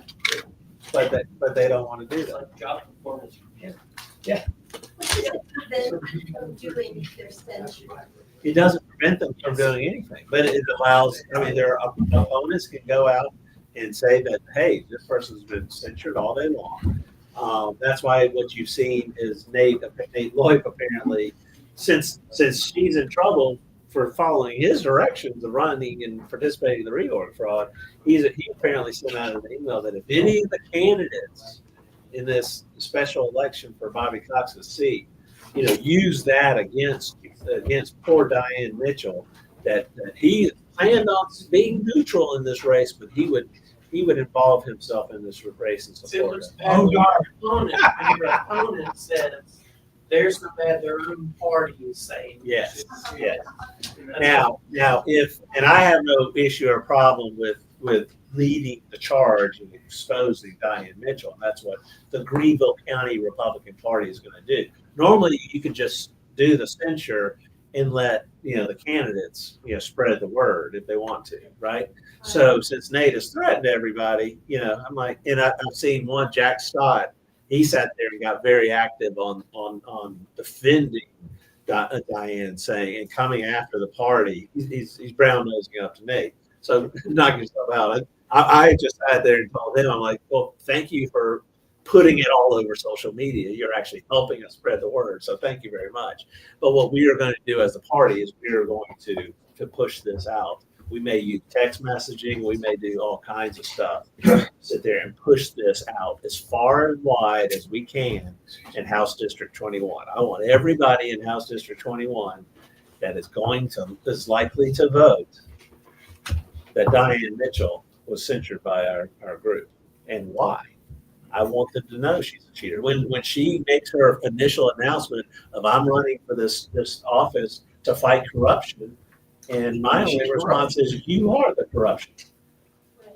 So in District 21, who we. there are four candidates. Yeah. There's Steve Nail. Yeah. There is Diane Mitchell. There is Jack Stott. Yeah. And the fourth one is There's a fourth one now? I thought it was just three. it's Reedy, Ron Reed, no, what's his name? Where's old guy? There's a fourth one. He's was a fireman, but I've reached out to him. He hasn't set a date to meet with us, so we can't really support or whatever. Jack Stott is just some kid that is a Nate acolyte. Diane Mitchell is, did what she did. So, Neil? Steve Neal, I think he's very big on pro-life. I think, I think he's probably the person. Yeah, I hope to talk to Excuse me, him. what was his name, Steve? Steve Nail, Nail. Do you have signs out? He does have signs out, yes. Where do you get signs? He's got a couple signs up front here. Oh, are you asking questions again? Softballs? Yes, sir. It's the fourth one, Reggie Reggie Batson. Yes. Reggie Betts. I keep getting confused with Ron Reedy and the SC Doge guy, Thank you, but Dan. Reggie Betts. Thank you. And I do like that. What is S South Carolina Hornets? What now? Is that you? Is that University of South Carolina in green? That block still Hornets. Oh, is it really? Okay. Yeah. All right. I'm just like green. I was looking for a USC shirt that's green. A green Gamecock shirt. That was one of my favorite holidays is St. Patrick's Day. All right, let's talk about S2 323, and let's talk about what's going on, which apparently is there is a divide in the pro-life movement. That is being visualized now, right? I think that divide has been there. There's some people that want to save babies, and some people that want to go to fancy dinners. Well, of course you have that, but I think the biggest problem is too many people are serving multiple masters. In contrast, and I could talk all day why that's not biblical. Right. You know, can you give us a skinny on what the masters are? Who's serving who, and who's on what side? well, you have Save the Unborn Children as one master, but you also have Protect the Woman as another master. You have incrementalism as another master. You have abolition as another master. You have to have a hierarchy. Well, you do have a hierarchy. You love one and you hate the other. You do have a hierarchy whether you realize it or not. But anytime you put something other than save the baby, I think pro-life means you need to save the unborn child, because without life, then how can you be pro-life if you don't have life? So in my opinion, and I'm speaking from a bully pulpit, I'm not speaking as an official, pro-life committee decision. But for my bully pulpit, I believe the master in this case needs to be save the birth of the unknown child, or the unborn child. Right. So once you start looking, but if you put, well, I'm worried about the woman going to jail, or I'm worried about the woman being executed, which is what they're actually talking about. Not only are you making that the master and saving the child subservient to this, you're actually promoting a very absurd position. It's like you're going to let thousands of children die because you're worried about an execution in South Carolina where they've only done 12 in the last 25 years. And not only that, but statistically, it's going to be virtually impossible to not have at least one woman that had an abortion on the jury. And a jury decision has to be unanimous. Statistically, you're very likely to have at least 2 women on the jury. So this whole idea of the death penalty for a woman for having an abortion, to me, that is it's the most ludicrous thing I think I've heard. Is it even in the bill? It's not in Cash's bill. No. It's not in the bill specifically, but it does make it a criminal offense. And if you go to the criminal code, if a person admits to murder, they could get a minimum of 30 years to execution. So again, the more you go down this, it's theoretically possible, but the deeper you go down this rabbit hole, the more absurd it gets. Okay. So they're basically using this death penalty of a woman who has an abortion and admits to it, and admits that they premeditated and all this kind of stuff as a red herring to stop the saving. So, I think it's more likely the sun will come up the next day than the woman's going to get executed for having an abortion. So that's the absurdity. But, even getting back to the basics, what are you placing above, what's your number one priority? And I think saving the unborn child should be the number one priority, and everything else should be subservient to it. Of course, we don't want to execute people or give them unjust sentences. But that shouldn't be superior, in my opinion, to saving the life of the child. That's a sacred issue. They're arguing that this should not be against the law. That's the ultimate. That's what they're ultimately arguing. Yes. And they're all saying that it should not be against the law to have an abortion. And if you go down the logic path, that's what they're saying. And it's historically accurate too, because that's exactly what Margaret Sanger was saying. Fine or whatever, But, and historically, you're actually doing what you're actually endorsing Margaret Sanger, because she said the woman needs to come before the child. She placed the woman above everything else, including her own children. Against law. So you're actually, Who was worked for so many years, such she mentioned that they bodily, she quoted Margaret Sanger about bodily autonomy when, you know, it's totally discounting the fact that we have two people that we're talking about. Right. Yeah. So, Yeah. what I would have liked to have heard is them bringing up, again, it's like all this stuff is turning through my head. It's like, man, I got that, you know. But I think it's, you know, Monday morning quarterback, all this stuff going through my head. But the destruction of the Black community, and that's one of the Parenthood's goal, was to eliminate, Margaret Sanger's goal was to eliminate the Black community. and have them pay you to do it. And have that pay you to do it. And enjoy it. Yeah, but another point I bring up, you know, we're talking here, you know, pro-abortion, against pro-life. But even within the pro-life community, we can interact together, because there's this, I guess to put it in simplistic terms, it's incrementalism versus all or nothing.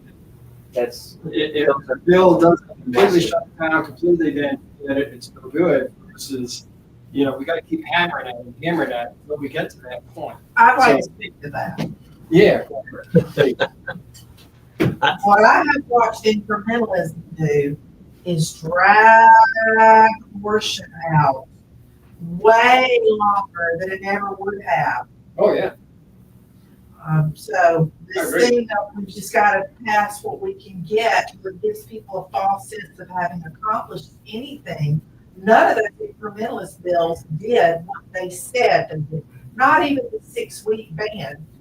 They're having abortions past 6 weeks in this state because there's no supervision of that. It's up to the abortionist to determine exactly how far along these women are. well, the real threat there is coming from the mail order abortion. And That's what bothers me about the whole thing is as everybody debates all of this, people are quietly killing babies in their own home with pills they get through the mail. And that's, If they could just spread that out and fight it as they can. But if you heard some of the testimonies of the ladies that had used the abortion pill, it is, I mean, they said it. They were saying it, you know, Wednesday. And I was like, I can't believe I'm hearing somebody say what they're saying. You know, Well, I don't even not comfortable repeating. If you saw the Abby Johnson film, you saw it very well reenacted. Yes. Very well reenacted.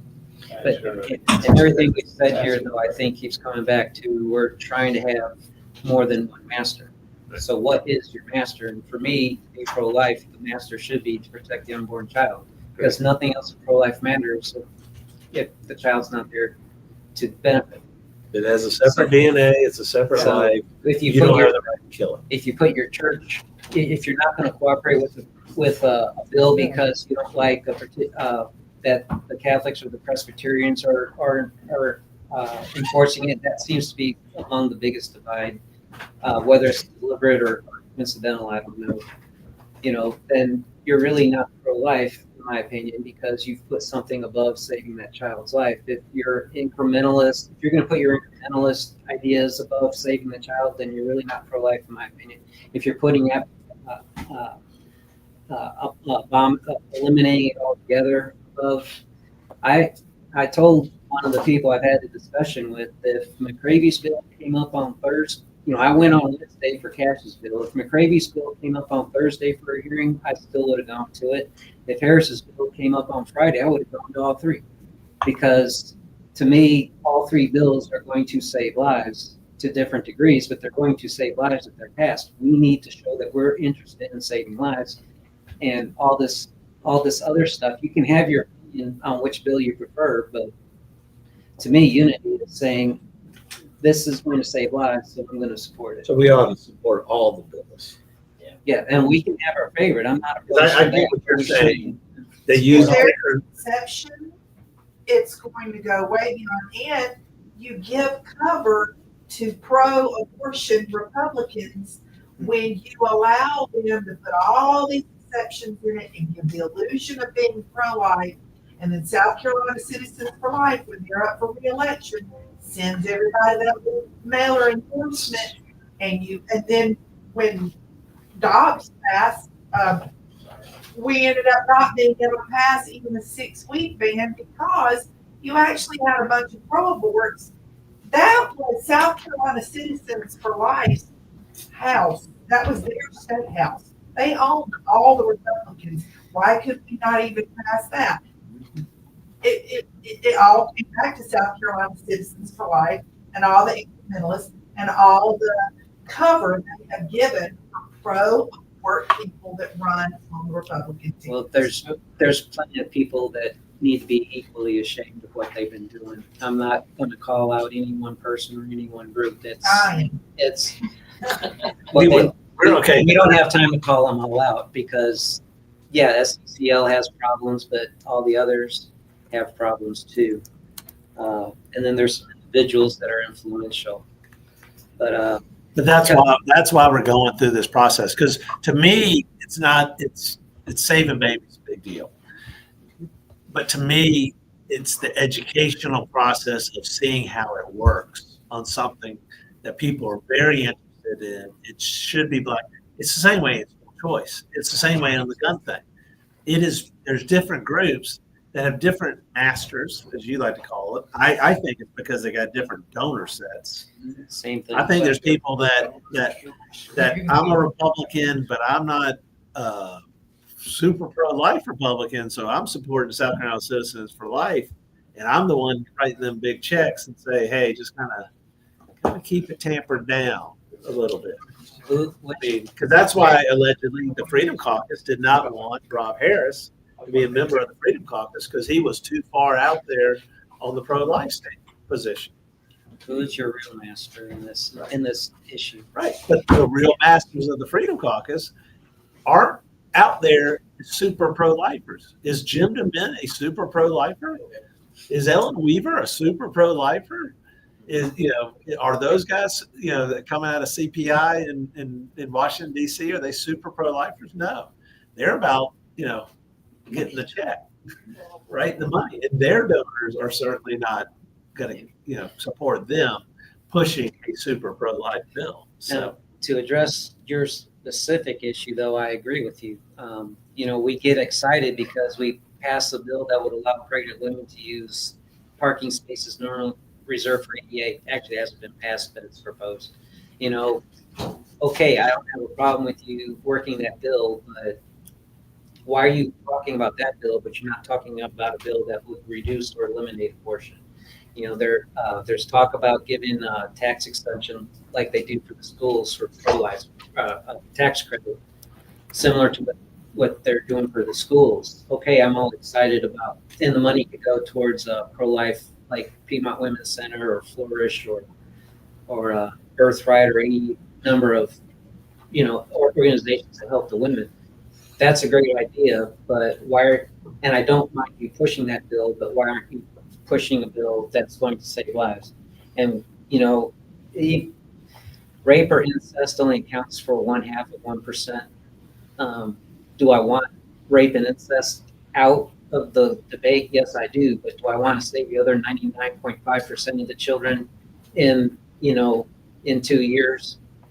The fight's not over. Just because we pass one bill, the fight's not over. And even if we got total abortion, the fight's still not over because the pro-aborts are still going to fight to get back. Unless they have a signed affidavit and swear an oath that they were raped, I'm telling you, it's way more than the 0.5% that was conceived in rape that are being killed. There's no checks. Once they put an exception in there, there's no check to make sure it's actually truly the case. Well, if you know of any women who were raped and didn't have it reported, please let me know because that is against the law. That is a felony. That happens all the time. They go into those abortions. Okay, but give me I was raped. Give me names so we can actually do something. There's no check on that.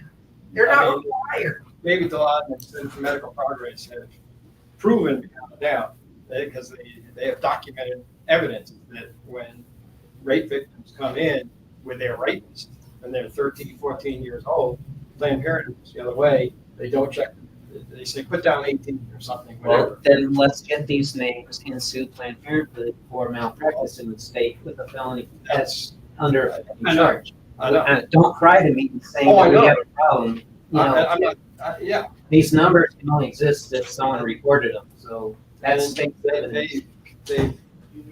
they've done that. But, Okay. anyway. But yeah, and anyway, and they can, that's a different part of the fight that needs to be pursued. I agree. I'm pulling out the 990 for South Carolina Citizens for Life. This is their 2024 tax return. So this is last year. They brought in $419,000. Who is donating to South Carolina Citizens for Life? Where are they getting $419,000? And what do those people want? This is where I say this is the dark money side of it. The prior year, 2013, they got $248,000. Yeah, there was probably a project or something. Is that right where they get the money from? Nope. I'm going to look. We're going to go through. I'm pulling the That's tax why my return up now. testimony made it a point to say that I'm using my own dime as well as my own time in doing this work. And that's what we need to talk about. Yeah. But somebody's paying them $419,000. Why is somebody not paying you? You know, Because I wouldn't take it. well, I mean, we talked about finding grant money. I mean, don't tell me to go out and look for it if you're going to then tell me you're not going to take it. Right. You know, but here is the board members. You're just gonna depend on, like, We're not going to be dependent upon it. you will take it because that may help you. You're not gonna be beholding to But you're not going to become counting on it, and that's your livelihood. Well, here's your board members: Michael Acquiano with the Catholic Diocese, Alexa Newman, Randy Page. I mean, these are your Rhino, just go along, get along people. I don't know the other ones. There's 17 of them on here. Karen Iacomelli. There's 8. There's another one. Lisa Van Riper. You know about her. South Carolina Baptist Convention. Yeah. But there's 22 board members on here. We ought to identify all 22 of these board members. They got 22 board members. Their executive director is Holly Gatling. She's paid $46,785. Now, I don't know all of these names or who these people are, but I know Randy Page. I know Alexa Newman. I know Michael Acquiano. I know they're weak and they'll do whatever the legislators want. Michael Acquiano is somebody we deal with on the school choice fight. He represents the diocese over there, and they have no need and no desire to do anything to help the children. I was, carrying out the same thing. These are people that just want to show up at the parties and go along, get along. But there's 3 other lobbyist groups as well. Major lobbyist groups. Which are? Equal Protection, and you got Parenthood, and I'm drawing a blank on the 4th one. So South Carolina Citizens for Life. They're the largest of the 4, but there's 4 major. So there's 4 of them. Yeah. The personhood one, right? Personhood, equal protection. Equal protection. And I drawing a blank. Okay. I'll have to get back with you on that. But personhood and equal protection are on the same side. Yes, pretty much. Personhood is they claim to be incremental and get the support as 323, but they're drawing a very, very fine line between absolution and who do you think? Who do you think the 4th one is? South Carolina Citizens for Life. Okay, all right. But I think it sounds. I mean, I heard the folks calling out South Carolina Citizens for Life. Yes, and like in a big way. Yes, they were. Which is where I see the problem. But they're also calling out equal protection. My biggest complaint about equal protection is when I agree with what they want to do, but not how they do it. When they're trying to move Overton to get rid of everything out, the pro-aborts are saying you're just doing this to pick on women, and equal protection basically says yes, you are. You've gotten away with way too much. It's time women start suffering, and that's their message. That's what, and I'm not exaggerating. That's actually what what they tell people. And I've seen it in public forums that they've had. Maybe not those exact words, but that's the message they get out. Their equal protection is promoting themselves as revenge, not as justice. If they would promote themselves as justice, they'd be a lot easier to work with. But they seem more interested in revenge than actually achieving justice. Yeah, and that was the point I'm making on the pro-life side. We're all, there's so many organizations going in different directions. I mean, we have no one voice. Yeah, I'm not up for revenge. I just want the right thing to happen. Sure. Well, we're trying to save babies, but to me, it's also study the process. Look at the process. Look at how there's a funnel of money, $419,000, that is going to an organization that is weak. So those are people not either those are donors that don't understand what the South Carolina Citizens for Life is really doing. Because you can look at all their expenses. I mean, where do they spend their money? They spend they gave Well, they got a lot of attention over this bill because they spoke out against it. Right. But the other groups spoke out against Harris's bill. EP in particular, they want to see McCravy's bill. I'm sorry. The EP wants Harris's bill to be passed, and that's the bottom line. So there's part of it. I'm talking about the weak ones. I'm talking about the rhino ones. That's the ones. Well, that's something we can affect. I wouldn't call personhood or EP right. Definitely what you were referring to. That's why I'm saying I'm not sitting here trying to have the fight with equal protection and personhood, because I think there's a fine line of something there. South Carolina Citizens for Life is the reason why we were an abortion destination state. And they're in lockstep with Lindsey Graham. Right. Because Lindsey Graham gives $25,000, at their thing, when they had their big gala, but what do they spend their money on? I mean, they got some their main officer gets $46,000. They spend another $51,000 on that. Some payroll taxes, $9,000, $500 on legal, office expense, $3,600. Occupancy, so they're renting a location. They must have an office somewhere for $23,000 a year.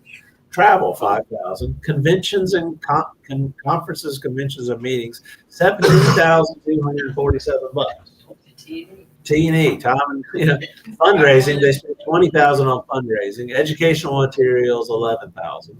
Equipment rental, $3,000. Website and internet, $1,850 a month. All other $31,000. So I mean, you tell me who's giving them the $419,000? You got 3 board members that are really, truly, totally dedicated to the life, progressive bill. That should be about it. Not 22 board. Well, they're looking for donors. They're saying, "Oh, I'll put you on one board if you'll donate $10,000 a year." No, they're going to convention. Yeah, and then they get to sit there and tell everybody that, "Oh, look, I'm on the board of South Carolina Citizens for Life, and I'm a good person." And they get a free trip to Vegas for the big national convention. Well, they may be donating. Some people, but maybe they care or don't care for that. But They want to beat up on Lisa Van Riper. She's coming here. Yeah, I was hoping to get that before we had to finish. Well, actually, our promotions in general, not just that.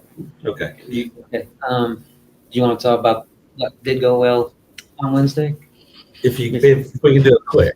Yeah, because we are sorry, we're overdone. We have to compare it to what happened to the debacle that happened on March 4th. On March 4th, there was only 7 pro-life speakers out of 40.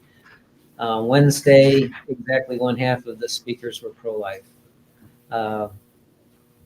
Matter of fact, Greenville County alone had at least 9 pro-life speakers. So Greenville County alone topped March 4th.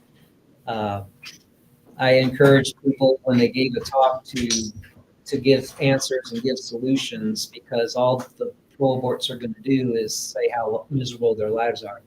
And a lot of the I would say even most of the pro-lifers were actually doing that, saying, we got this, I work with this is what's available. And so I I thought you could actually hear it in the tone of the pro boards when they got up there to talk about how there's no help, because we just kept saying, here's help here, here's help here, here's help here. Compared to March, when they were very cocky and energetic, they were a lot more subdued. I think that says a lot about the efforts we made, and I think that's what we need to continue to do, is to tell people there's answers to these problems, and that's ultimately been the natural, or the natural was the national organization that SCCO belongs to. That's actually what they're promoting. That was actually how they got Missouri to become abortion free, was to tell the public that not only are we giving you answers to all these problems that women are having, they did that on one side, and then the other side they were showing pictures of women coming out of the abortion clinics in ambulances because of all the botched abortions that were going on. They eventually got the state to do an inspection, and they found rusty utensils, they found blood on the floor, and that's how they shut down. That was the first time they shut down abortion, even before they passed the law. And then they passed a law that made it completely official. So yeah, I think we need to tell people we have solutions, and they're being underutilized. So don't complain that there's no help when the people who are trying to help are nowhere near their capacity to begin with. Right. There's $419,000 could be used to help people as opposed to fight this stuff. Because I don't see one thing in that list of expenses I read out that is helping a woman or a child. But we do have, like, the Piedmont Women's Center, we have Birthright, we have Flourish Adoptions, we have St. Clair's Home. We have facilities that are providing everything and more that the abortion clinics do. Birthright will actually stay with the woman for 2 years after she's had the child, as far as providing, things like diapers and clothes and food and other necessities. Our issue is with the abortion pill. Exactly. Stopping that. Cheryl Tillison is online. I'm going to read you her comment. Trauma from abortion leaves great wounds, which we would know. Even more, all caps, heightened trauma with the abortion pill, as these girls actually see the remnants of their deed in the toilet. That's some of the testimony that came out on Wednesday. Yes. That if you listen to it, it was horrific. Yes. You were in a shower, experiencing the abortion, and you're having to push remnants of your child down the drain. That's what one of the people testified about. Mm-hmm. What do you think this thing? The morning one testimony I heard was the morning after pill was designed for the morning after, right? Yeah. People are using it 6 weeks, 7 weeks, 8 weeks, because they're like, oh Lord, I'm in trouble now. I can take this pill. Maybe I need to take 2 pills, Mm-hmm. And it becomes something that's really traumatic. And then those people have to live with, the trauma that goes on for a long time. So, and that's what I think Cheryl's pointing out. Yes. Okay. So let's wrap it up real quick. Okay, things that we're doing on October 20th, we have Mark Lynch for a meet and greet. I am looking for at least. Oh, well, hold on one second. Cheryl did make a nice comment. We got to put it up there. Okay. Exactly, Jeff. I know she's laughing on the outside. Turn that guy off. No, but I think it's horrible. So, but thank you for bringing that up for us, Cheryl. Yes, and that's exactly the kind of stuff we need to talk about. But see, I will tell you, that is the first vice chair of the Spartanburg County Republican Party. That is a difference with the Republican Party, Spartanburg, today than before reorg 2025. The Republican Party reorg 2025 was South Carolina Citizens for Life, Alyssa Newman on the board. That was their state EC. Where was Drew McKissick on Wednesday? Why was he not there?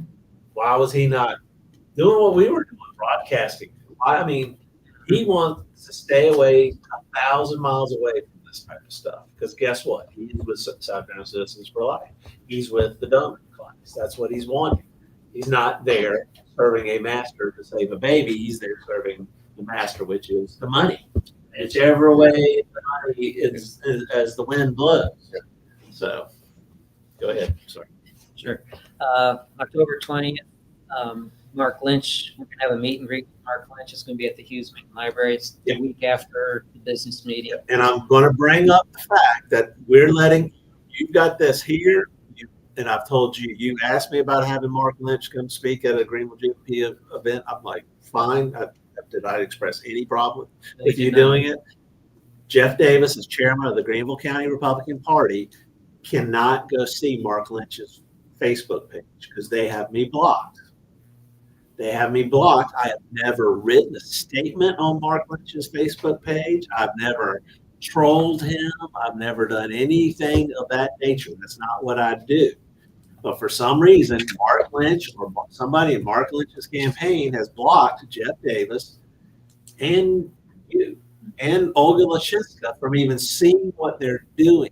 What they are most concerned about is we report what they do. Not that we sit there and troll them, but we report, because we were reporting the fact that they were opposing Donald Trump's big, beautiful bill. Now, I told this personally to Mark Lynch and Evan Mulch when he did finally agree to meet. We had a sit-down meeting, and we were going to try to work all this stuff out. I thought it was fun. They've never responded to a communication since. And I told them that it didn't look too good that they had the chairman of the Greenville County Republican Party banned from their Facebook page. And I've never done anything. I said, it makes you look pretty bad. I don't really care. I could just probably switch to a different account and and see it from there. But what do you, Mark Lynch? What are you trying to hide? What are you scared of? Number one, and what are you trying to hide? So you might want to sit there. I don't really care if you do. You leave it alone. But we got to wrap it up. But I mean, that's who. If Mark Lynch is going to continue to play these games, we're going to continue to go. There's a chance to come talk to him. Oh, actually, can I come talk to him and ask him that one question without screwing up your meeting? I don't want to be rude to your meeting. No, you're welcome to come. As a matter of fact, because it's at the Hughes Main Library, nobody can be can't block away. But no, I would encourage him. These are good questions, and I think they need answers. Right. Next month, you'll be able to do the same thing with Lisa Van Riper. Under November 10th. Good. She blocked you first sight. Want to put we're working with Flourish Adoptions. They're doing a fundraiser, and we are working with them on this fundraiser. There's some flyers in the counter. It's November 14th. It's $500 for a foursome. It includes golf balls and lunch, and the money would go to Flourish Adoptions, which helps make adoption an option for women. And it's going to be at the Paris Mountain Country Club. I guess I put the last flyer by mistake out there. December, we're going to do something different. Pro-life is always so depressing. So December, we're going to show Horton Hatches the Egg and Elf. Some feel-good movies. Elf. Yes, with Will Ferrell. Carrie's never seen the Elf. And Cheryl Tillson wrote on here, we need to get all of the grassroots counties to get on board with S323 and oppose the South Carolina Citizens for Life. Drew Rhinos. So all of them. Let's go. Cheryl, what I wanted to point out is you're exactly right. What we're doing over here, and we'll pass this legislative agenda, 7 different items. What I want us to do is get all of our counties working together with all of these issues. Greenville County alone is not going to get closed primaries, real school choice, judicial reform. We're not going to stop the abortion pill, prohibit taxpayer-paid lobbyists, get our safe elections, what Laura Scharr is doing, or medical informed consent. So what we're doing is we're going to pass these, and then we're going to get all of our other counties together. I mean, Greenville can't do it alone, but we've got to build that unity. And because if the SCGOP is not going to take the lead, we need to take the lead on doing it. So before we take them out 27. In January, which will probably be on January 12th, I'll be giving a talk on socialism. It's going to be based largely on the document I gave you, so I'll keep it simple. The U.S. Constitution and its No, I'm going handed to keep it to about a 1 hour talk. All But right. basically talk about socialism, what it is, how to recognize it, because it's actually affecting our culture. You can't escape it. So you need to understand what you're doing to promote socialism against your will. And what we can do, is that everything? Yeah, I'll end it there. We got it. What we can do is get the right candidates elected. We are looking for candidates for next year. We're looking for people to help volunteer and get involved in campaigns this year. You know, we got Lee Bright. One of the pro-lifers I talked to this week, you know, I said, well, is there anything we can do? Their comment was make sure Lee Bright gets reelected.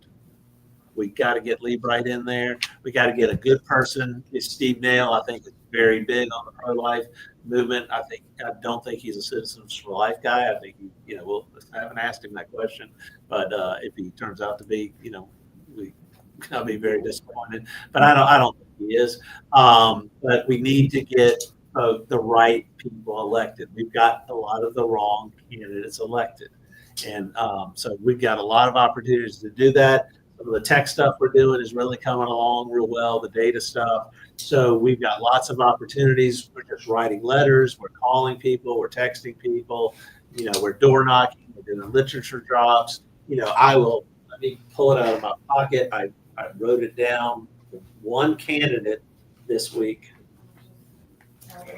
Maybe I'm not going to say, Olga doesn't want me to tell the world, but we need your help. Come volunteer up here at headquarters if you got some availability during the week or over the weekend. We're open 6 days a week, but we'll make more hours and get you a key or whatever if you want to come over here and do some stuff. So we got to get the right people elected. We got to take over the party to get the bully pulpit. We got the bully pulpit here. We're yelling and screaming. We got to get that bully pulpit. That'll help us get better candidates elected. Get better candidates elected, we're going to get better legislation. It's very simple, three-step approach. So, do we have a motion? Motion to adjourn. We're out. Hope everybody has a great weekend. Thanks for hanging out late. You don't have to go home, but you can't stay. You don't have to go home, but you can't stay here. That includes you. I gotta go to